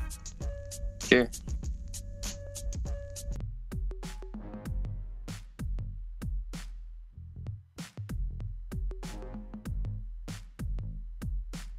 All right, ladies and gentlemen, welcome welcome back, I should say, to the EGFH National Championship. I am South Beach Icy here, joined by Milkchi, and we got another great match coming up. I know we're different casters, but at the same time, we're going to bring the same energy. Isn't that right, Milkchi? Absolutely. So now we have All Hallows High School with Pseudo and Goldfish from Fairfield Ludlow High School. Yes, indeed. And we are already kicking off here, literally, because of all the kicks flying around, with Palutena with Pseudo and Goldfish rocking the Zero Suit Samus. So already it looks like Goldfish is taking a little bit of a beating here in the beginning, but it's only a 3-stock game for each of these players. So, and already like that, it's just evened up 56-58. But Milkchi, with these two fighters, who would you say has the advantage? Honestly, I feel like these two characters are super popular. They're known, very well known in the professional Smash scene. Although I'm not too sure with matchup-wise. I do know, I want to mention something that you said previously. Palutena will always look for nairs, and that's what we saw Pseudo do so well in the beginning. And we see him really try to come closer and closer with nair and getting that explosive flame just to, you know, push Goldfish out. I'll tell you what, Pseudo has the range attacks like that explosive flame, has the range exactly, but Goldfish trying to make something happen here. And Goldfish, or excuse me, Zero Suit Samus is definitely a really good close range fighter, very speedy. This could have been an impressive spike we almost saw, but not gonna happen. Pseudo knocks out Goldfish finding the way back in with 144, and then Palutena taken out already. And Goldfish with the 1-stock lead. Palutena's gonna make that quick change, and it's back to 2 stocks apiece, even game. Absolutely. I feel like with these characters in particular, we're going to see such back-to-back action. One person trying to attack, another one countering back right away. And we saw Goldfish really and skillfully stepping away or like DIing away from Pseudo and Palutena's nair combos. But, you know, right now it's still relatively an even game. Yeah, and here we got some nairs as per usual, and the F tilt, which we saw Pseudo use a lot to push Goldfish out of this stage. Exactly, and you know, ooh, that almost was deadly if he got the right angle. Didn't even matter. Takes out Goldfish to 1 stock, and Pseudo's looking to close this out, but Goldfish not backing down because Zero Suit Samus has plenty of range attacks, plenty of close combat attacks to try to take that out. And Goldfish just using everything he's got in the book, trying to close this out, make it even, and it's even once again. Only 5% too, so this is a dead even game. Right, and we saw just Goldfish so skillfully catching Pseudo's jump, getting the up B, and I want to mention in the end of Goldfish's second stock, we saw him use, or they use the up B to get out of Palutena, but the up B just, up air just lingered for so long. But right now we see Goldfish still trying to get through, and Pseudo, you know, Palutena and its ridiculous shield properties and dash attack, it's not something that Goldfish can really find a way to get through. Fish taking advantage of the platforms with the up smash, that's a big key advantage. Although Pseudo, I'll tell you what, actually, you know what? I was about to say if Pseudo used that up smash right there above the platform, could have gotten Goldfish. And that's not how you want to go out. Palutena and Pseudo taking this first round, the absolute worst way to go out, if I do say so myself. Absolutely, and you know, Palutena has a relatively really good spike, and we saw Pseudo actually like intimidating, scaring Goldfish with that spike, but oh man, sadly Goldfish not able to make it back onto the stage after falling down. But both of them still a very relatively equal game. Both of them were very back-to-back, as you mentioned before, and yeah, overall equal games, and I would expect the next game to be pretty much similar. One does go to Pseudo, and as the players have made their bans and made their decisions, and as we take a look at some of these replays, man, Pseudo was popping off with the explosive flames. Really also just a great array of movesets, not just sticking to like 3 movesets like a bunch of casual Smash players would usually do, but able to just use almost every piece of Palutena's moveset. And also same with Goldfish as Zero Suit Samus. Not using the spammy combos a lot, just trying to find some openings as well. There's the what's it called? I can't think of the name, but it's the whip, and then just quickly transition up in the air and just taking them out. So this game is pretty much dead even. So as we head into round 2, we're definitely looking to see what's gonna happen up next. Right, and honestly, well, okay, they're all ready to go. Game 2 it is, and Here we go. Here we see the switch from Palutena to Ganondorf. This could be interesting. He won with Pseudo won with Palutena, and now he's gonna bring in a heavier moveset, maybe just to try to get some extra reps in. You are up 1-0, so if you want to, switch it up, then you can definitely do that. And right now, the switch up is working very, very well. The speed of Zero Suit Samus is better than Ganon's, but Ganon, I'll tell you what, is just laying haymakers all over Samus. Absolutely, and Ganon hits like a truck any move, and especially since Ganon, and wow, that up-B catching Goldfish on the ledge, only at 39% and breaking up slowly, but still, Pseudo is still so powerful in this match. He's really taken control of the stage and not letting Goldfish do his usual Zero Suit Samus combos. Those Zero Suit Samus combos are indeed a pain if you get caught in one of them, and then just once again the sheer power of Ganondorf.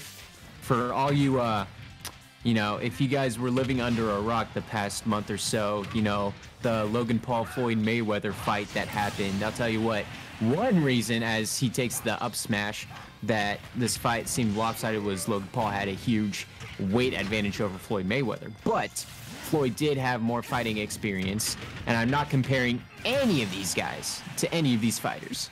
Let me just make that clear. But with the speed Zero Suit Samus has, and if Goldfish does have more experience on Smash, we might see a potential comeback.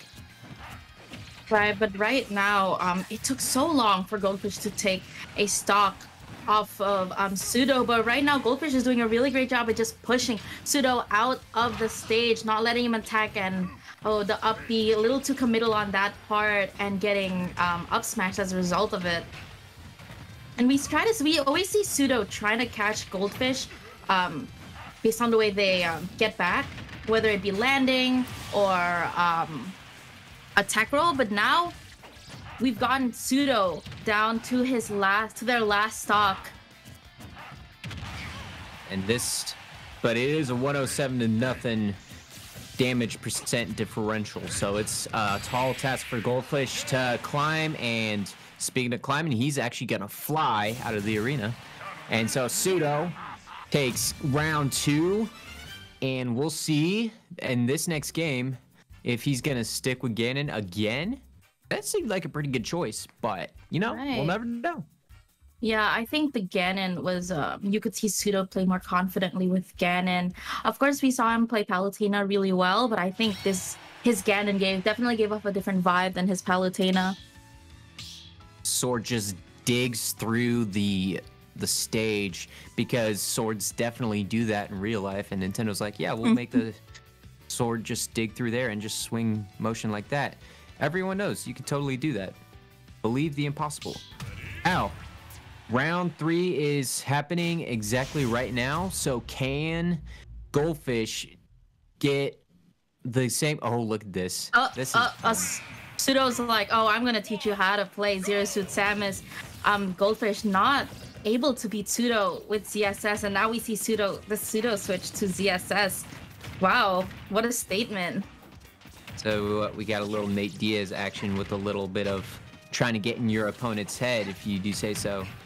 But right now, this is a dead even game, basically. And then here comes some combos from Pseudo. I'm trying to keep up which is which, because, blue versus dark blue. It's what it is. Actually, if you look at this, I just noticed this. Each Zero Suit Samus is repping their team color.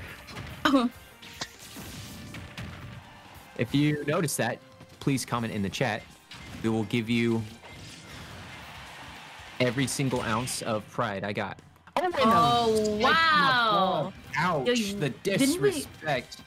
Absolutely. You saw how Goldfish just dominated that left side of the stage, not letting Pseudo back onto the stage and just pushing him out, doing so great at ledge guarding. And then suddenly, Pseudo just goes and spikes him from the top of the stage. That's insane.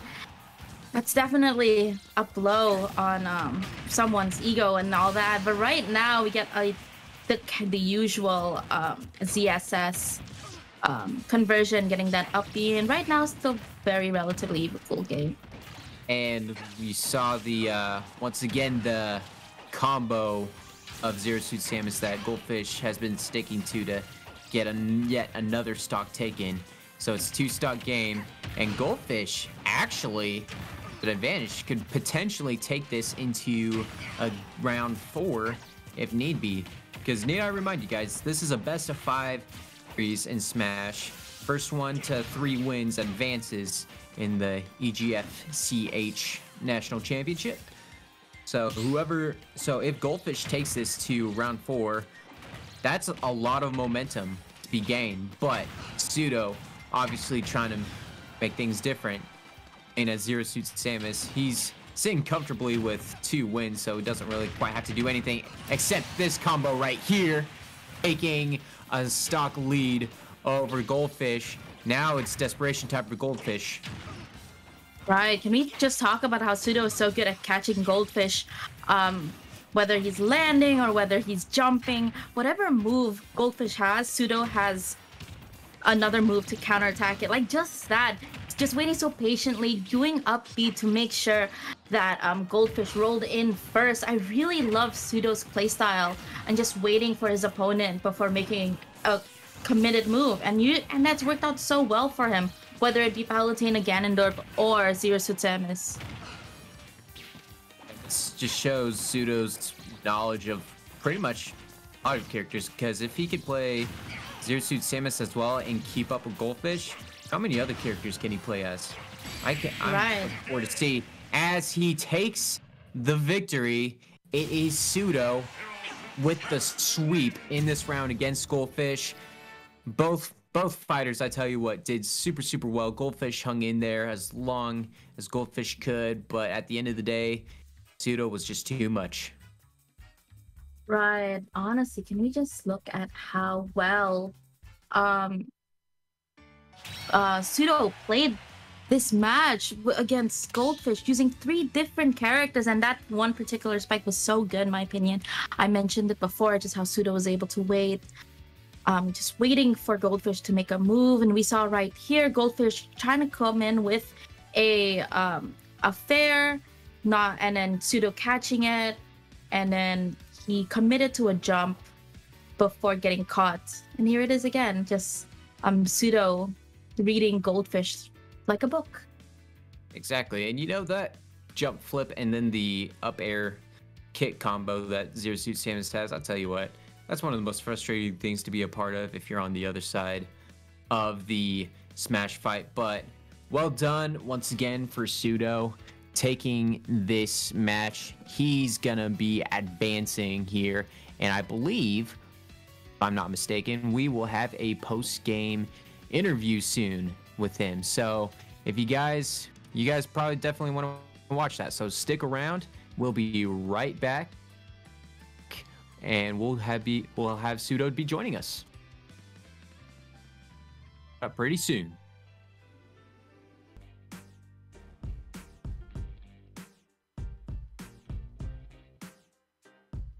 All right, guys, we are back. Thank you guys for waiting. We got the winner of this game here, Pseudo. And Pseudo, thank you for joining us, man. Awesome. So just for real quick, the obvious thing watching this game was just all the character switches you did. You started off with Palutena, then you went to Ganon, then you finished off mirroring Goldfish with Zero Suit Samus. Is there any character you don't know how to play? I guess I don't know how to play Ice Climbers. Oh, nice. And Peach. Peach is pretty difficult for me. Gotcha. Yeah, I mean, I'll tell you what, it looked like you knew pretty much almost every character in the game the way you were playing. So Yeah. awesome. Milkji, you Yeah. got anything? Yeah, how do you practice? How is it in environment? Do you play with people in the school? Do you guys have a designated area or club? How do you in particular play and practice? I usually, to practice in general, I just play with my friend who lives right next to me. I just come to his house and we just practice. Yeah, pretty much it. And we do training sessions with my team, and I do a lot of practice matches with them as well. That's great. So other than do you guys practice in a team? Is it like within your school, or Yeah, some it's sort my of school. community thing? No, it's within my school. Awesome. and Nice. That's pretty cool. And then just one last question for you. I don't know if you knew about the new Smash character, but any thoughts on the new fighter in the Fighter Pass? Kazuya, Mm-hmm. I guess pretty hype, honestly. Awesome. Is that going to be a possible main for you, do you think? I'm gonna play a lot of Kazuya because I really like Shotos. Awesome. That's what we like to I mean, Kazuya technically isn't a Shoto, but yeah. Ooh, we're getting into that discussion. Yeah. that is one controversial topic that we'll probably have to wait for a longer post-game interview. But once again, Pseudo, thank you for joining us. Congratulations on this win, and we'll be Thank you. seeing you pretty soon. Great job. All right, goodbye. Have a good day.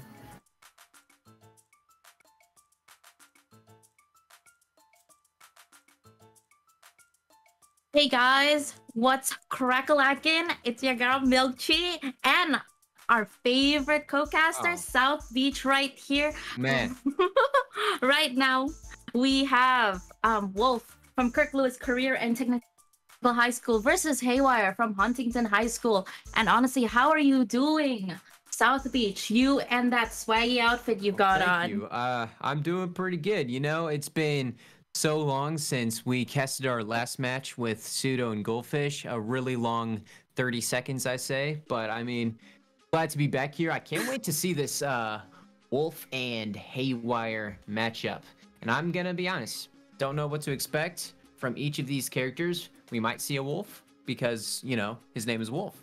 But Yeah. I don't know. This looks like this could be a really good matchup. The last matchup we saw, I'll tell you what, it was super, super tight. But at the end of the day, Pseudo got the sweep, but Goldfish was putting up a pretty good fight. So I wonder if this is going to be quite the similar matchup here in this best of 5 series. But either way, I think this is going to be a match worth watching. So right now, I believe they are going to PS2, but we're having some technical issues, so I guess we'll be back in a minute. Buddy, stick around.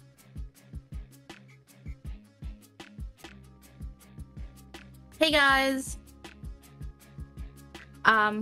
Sorry again for the little mishap, but right now we are going into Wolf from Kirk Lewis Career and Technical High School versus Haywire in Huntington High School. Both of them going into a PS2, or as they say, a PlayStation 2, which I still always get mistaken for.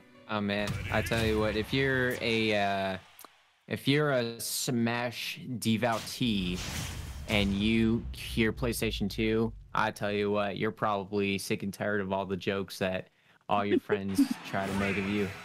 But I would know because I know all those guys and I just make that joke all the time. And unfortunately, I'm not friends with them anymore. But you know what? It's all good. Took a dark turn. So let's just get into this match. We got Wolf rocking Isabel and Haywire rocking Fox, also known as Wolf's arch nemesis if you guys are Star Fox fans. But right now, it looks like Wolf is taking control of this match with a 22% damage differential over Haywire's 85. And rocking those rockets that, you know, Wolf is just digging into the ground. So lethal right now. And I tell you what, Fox is having a hard time trying to land a hit. Absolutely. I was just about to mention just how well Wolf is able to trap Haywire into those rockets, able to just force Haywire to land into rocket or forcing him to approach, which obviously will trigger those rockets. And right now we're gonna see the fishing rod trying to get Haywire up, and just one fishing rod up will be enough. And as I said it, right now Wolf is taking a really immense lead, just not letting Haywire get even close to them. Just went fox fishing, didn't like the fox she caught, so just sent him flying up and ended up walking away with the stock. Also trying to fling away a little, trying to force an SD there, not quite enough damage for Fox to fall away. It's trapped with the rocket once again. Isabel's kind of kind of a frustrating character to go up against. You know, her movesets are so vast and so good. And she's a very floaty character too, so when you try to KO her, she can recover easily, and that can't be a good confidence booster for Haywire right there.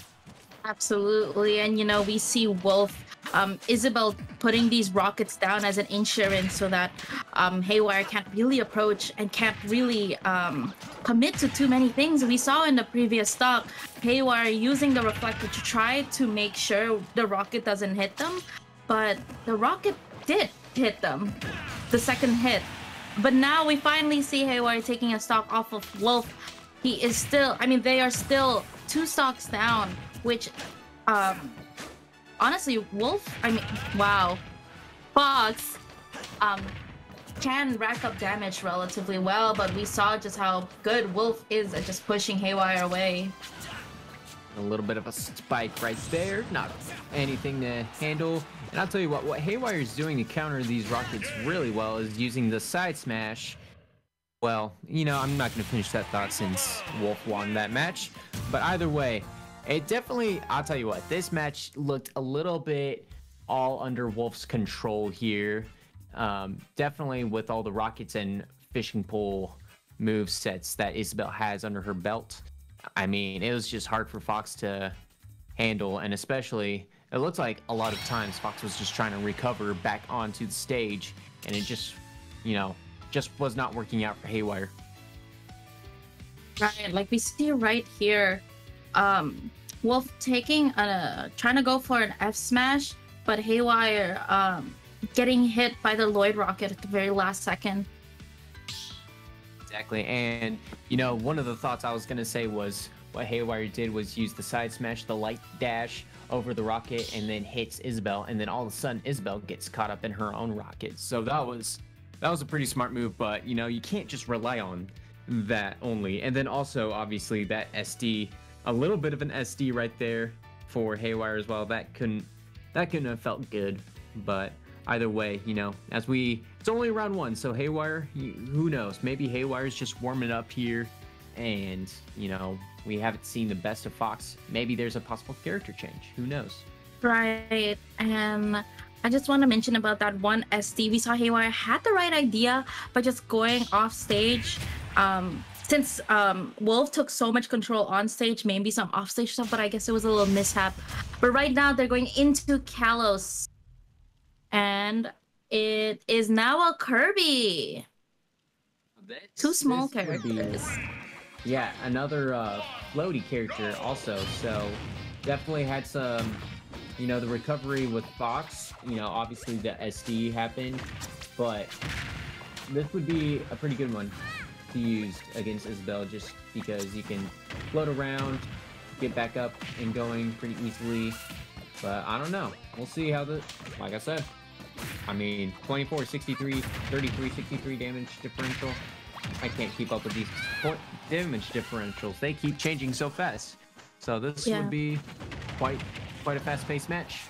Honestly, Haywire, although they're changing their strategy with the Kirby, they're still falling for the same things that the Fox was falling for, which is just falling into the Lloyd rocket, getting hit while trying to center their attacks around not getting hit by the Lloyd. And right now, just so early into the game, we got Haywire already a stock down, which is something not too... Wow, as I was saying, really good play on Haywire. That up smash really taking Wolf by surprise, I'm sure. Exactly, I tell you what, that was one, you know, just right after the stock from or after the death of Haywire, the first stock lost, Haywire just bounced back instantly, just took out. You know, he's definitely getting a lot more damage on his opponent than he did in the last match. So credit to Haywire already stepping it up, and the new, you know, the character switch is definitely helping out. Look at that, and using the stage nonetheless to his advantage now. Right. Honestly, now we can see a method of Haywire that's working, just kind of baiting the Lloyd to come out, but before stepping back. And then Wolf is ready there just to follow up with an attack from the Lloyd. But since Haywire is not getting hit by the Lloyd, he's getting a pretty free hit from Haywire. But right now, both of them in their last stock, which we haven't seen Haywire at before. I mean, Wolf at. Exactly. And right now, Haywire trying to make something happen again, as it looked like he was trying to use the stage once again, but not quite going their way, as we saw. Now trying to get a little inhale in, try to get a taste of, you know, try and get a taste of action, if I should say so myself.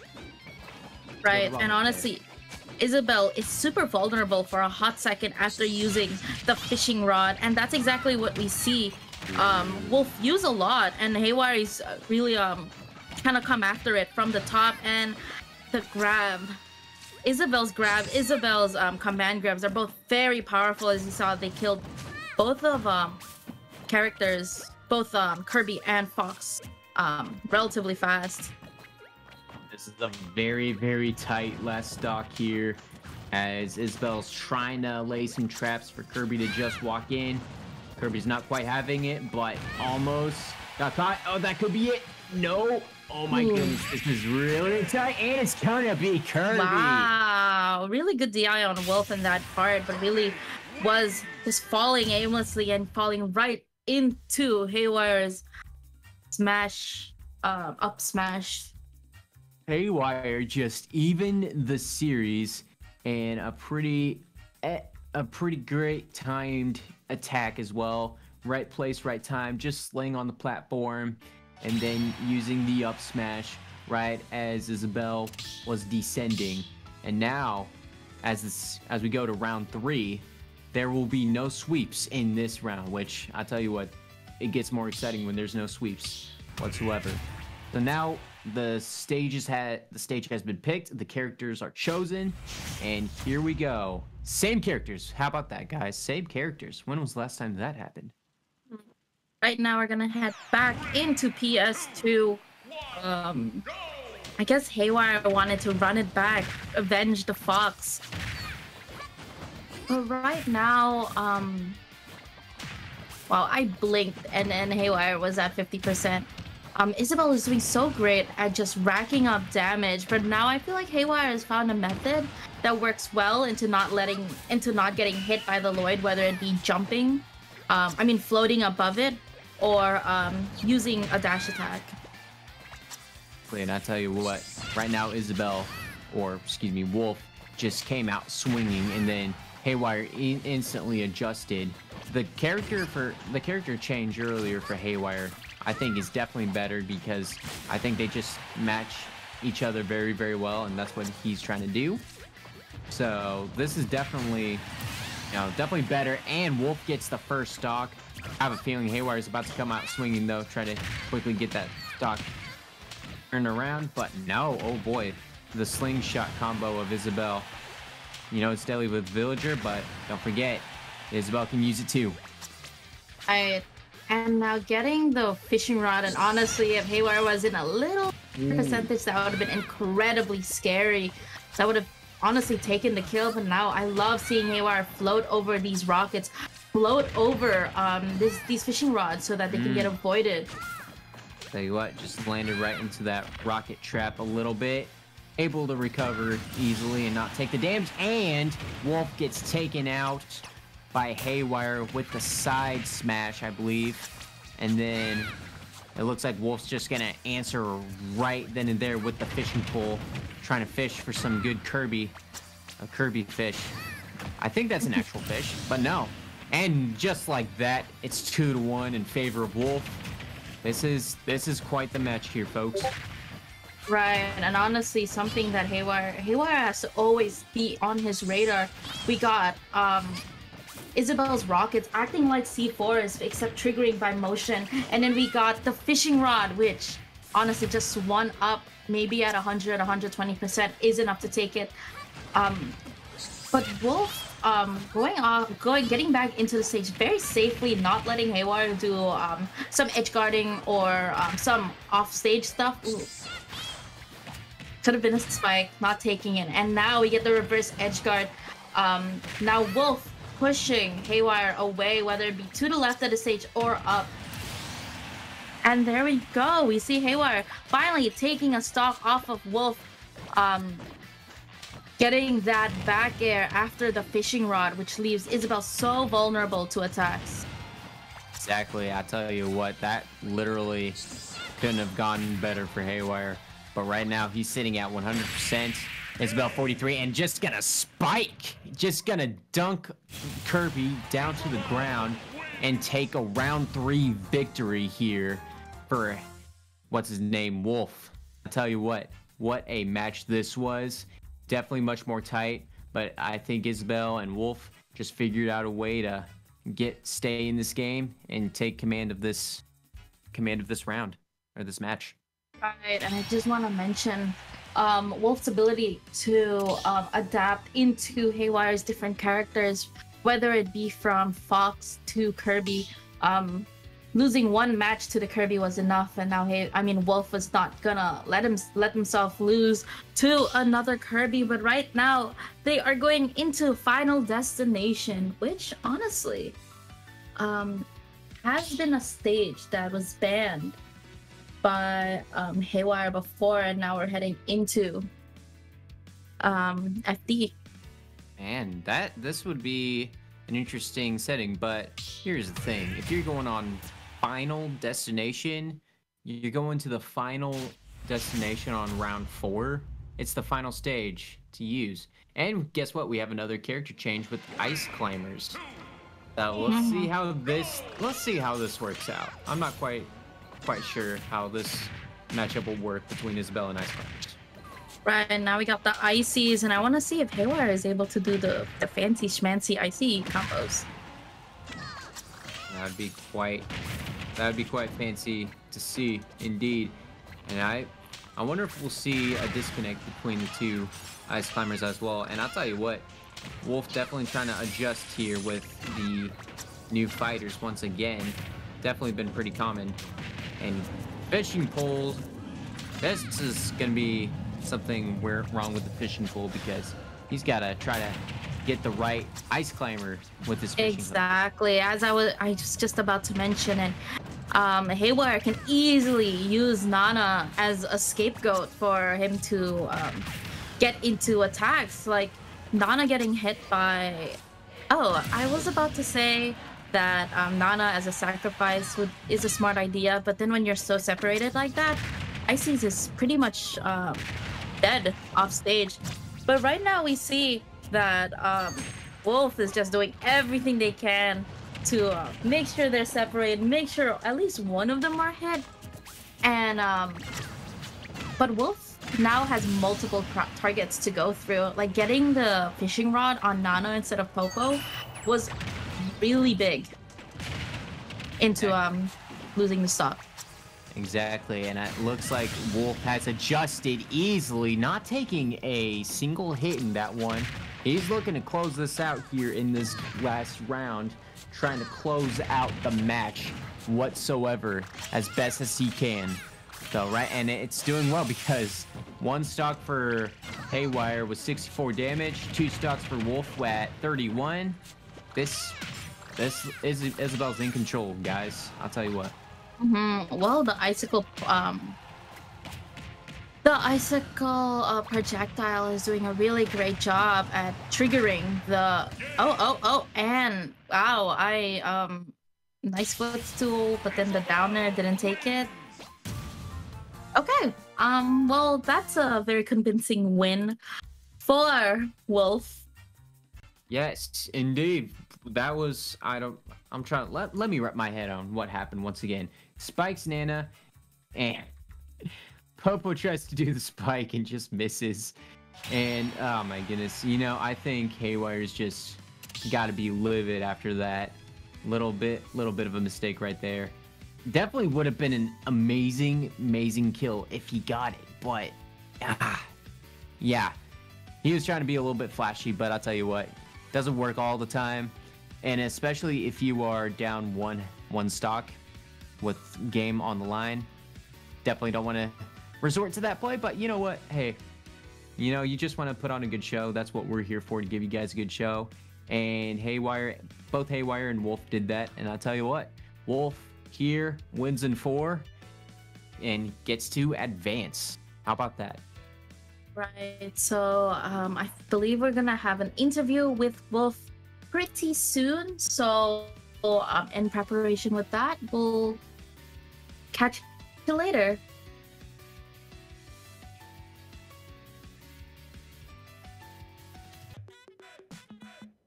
Hey guys, what's crack-a-lackin'?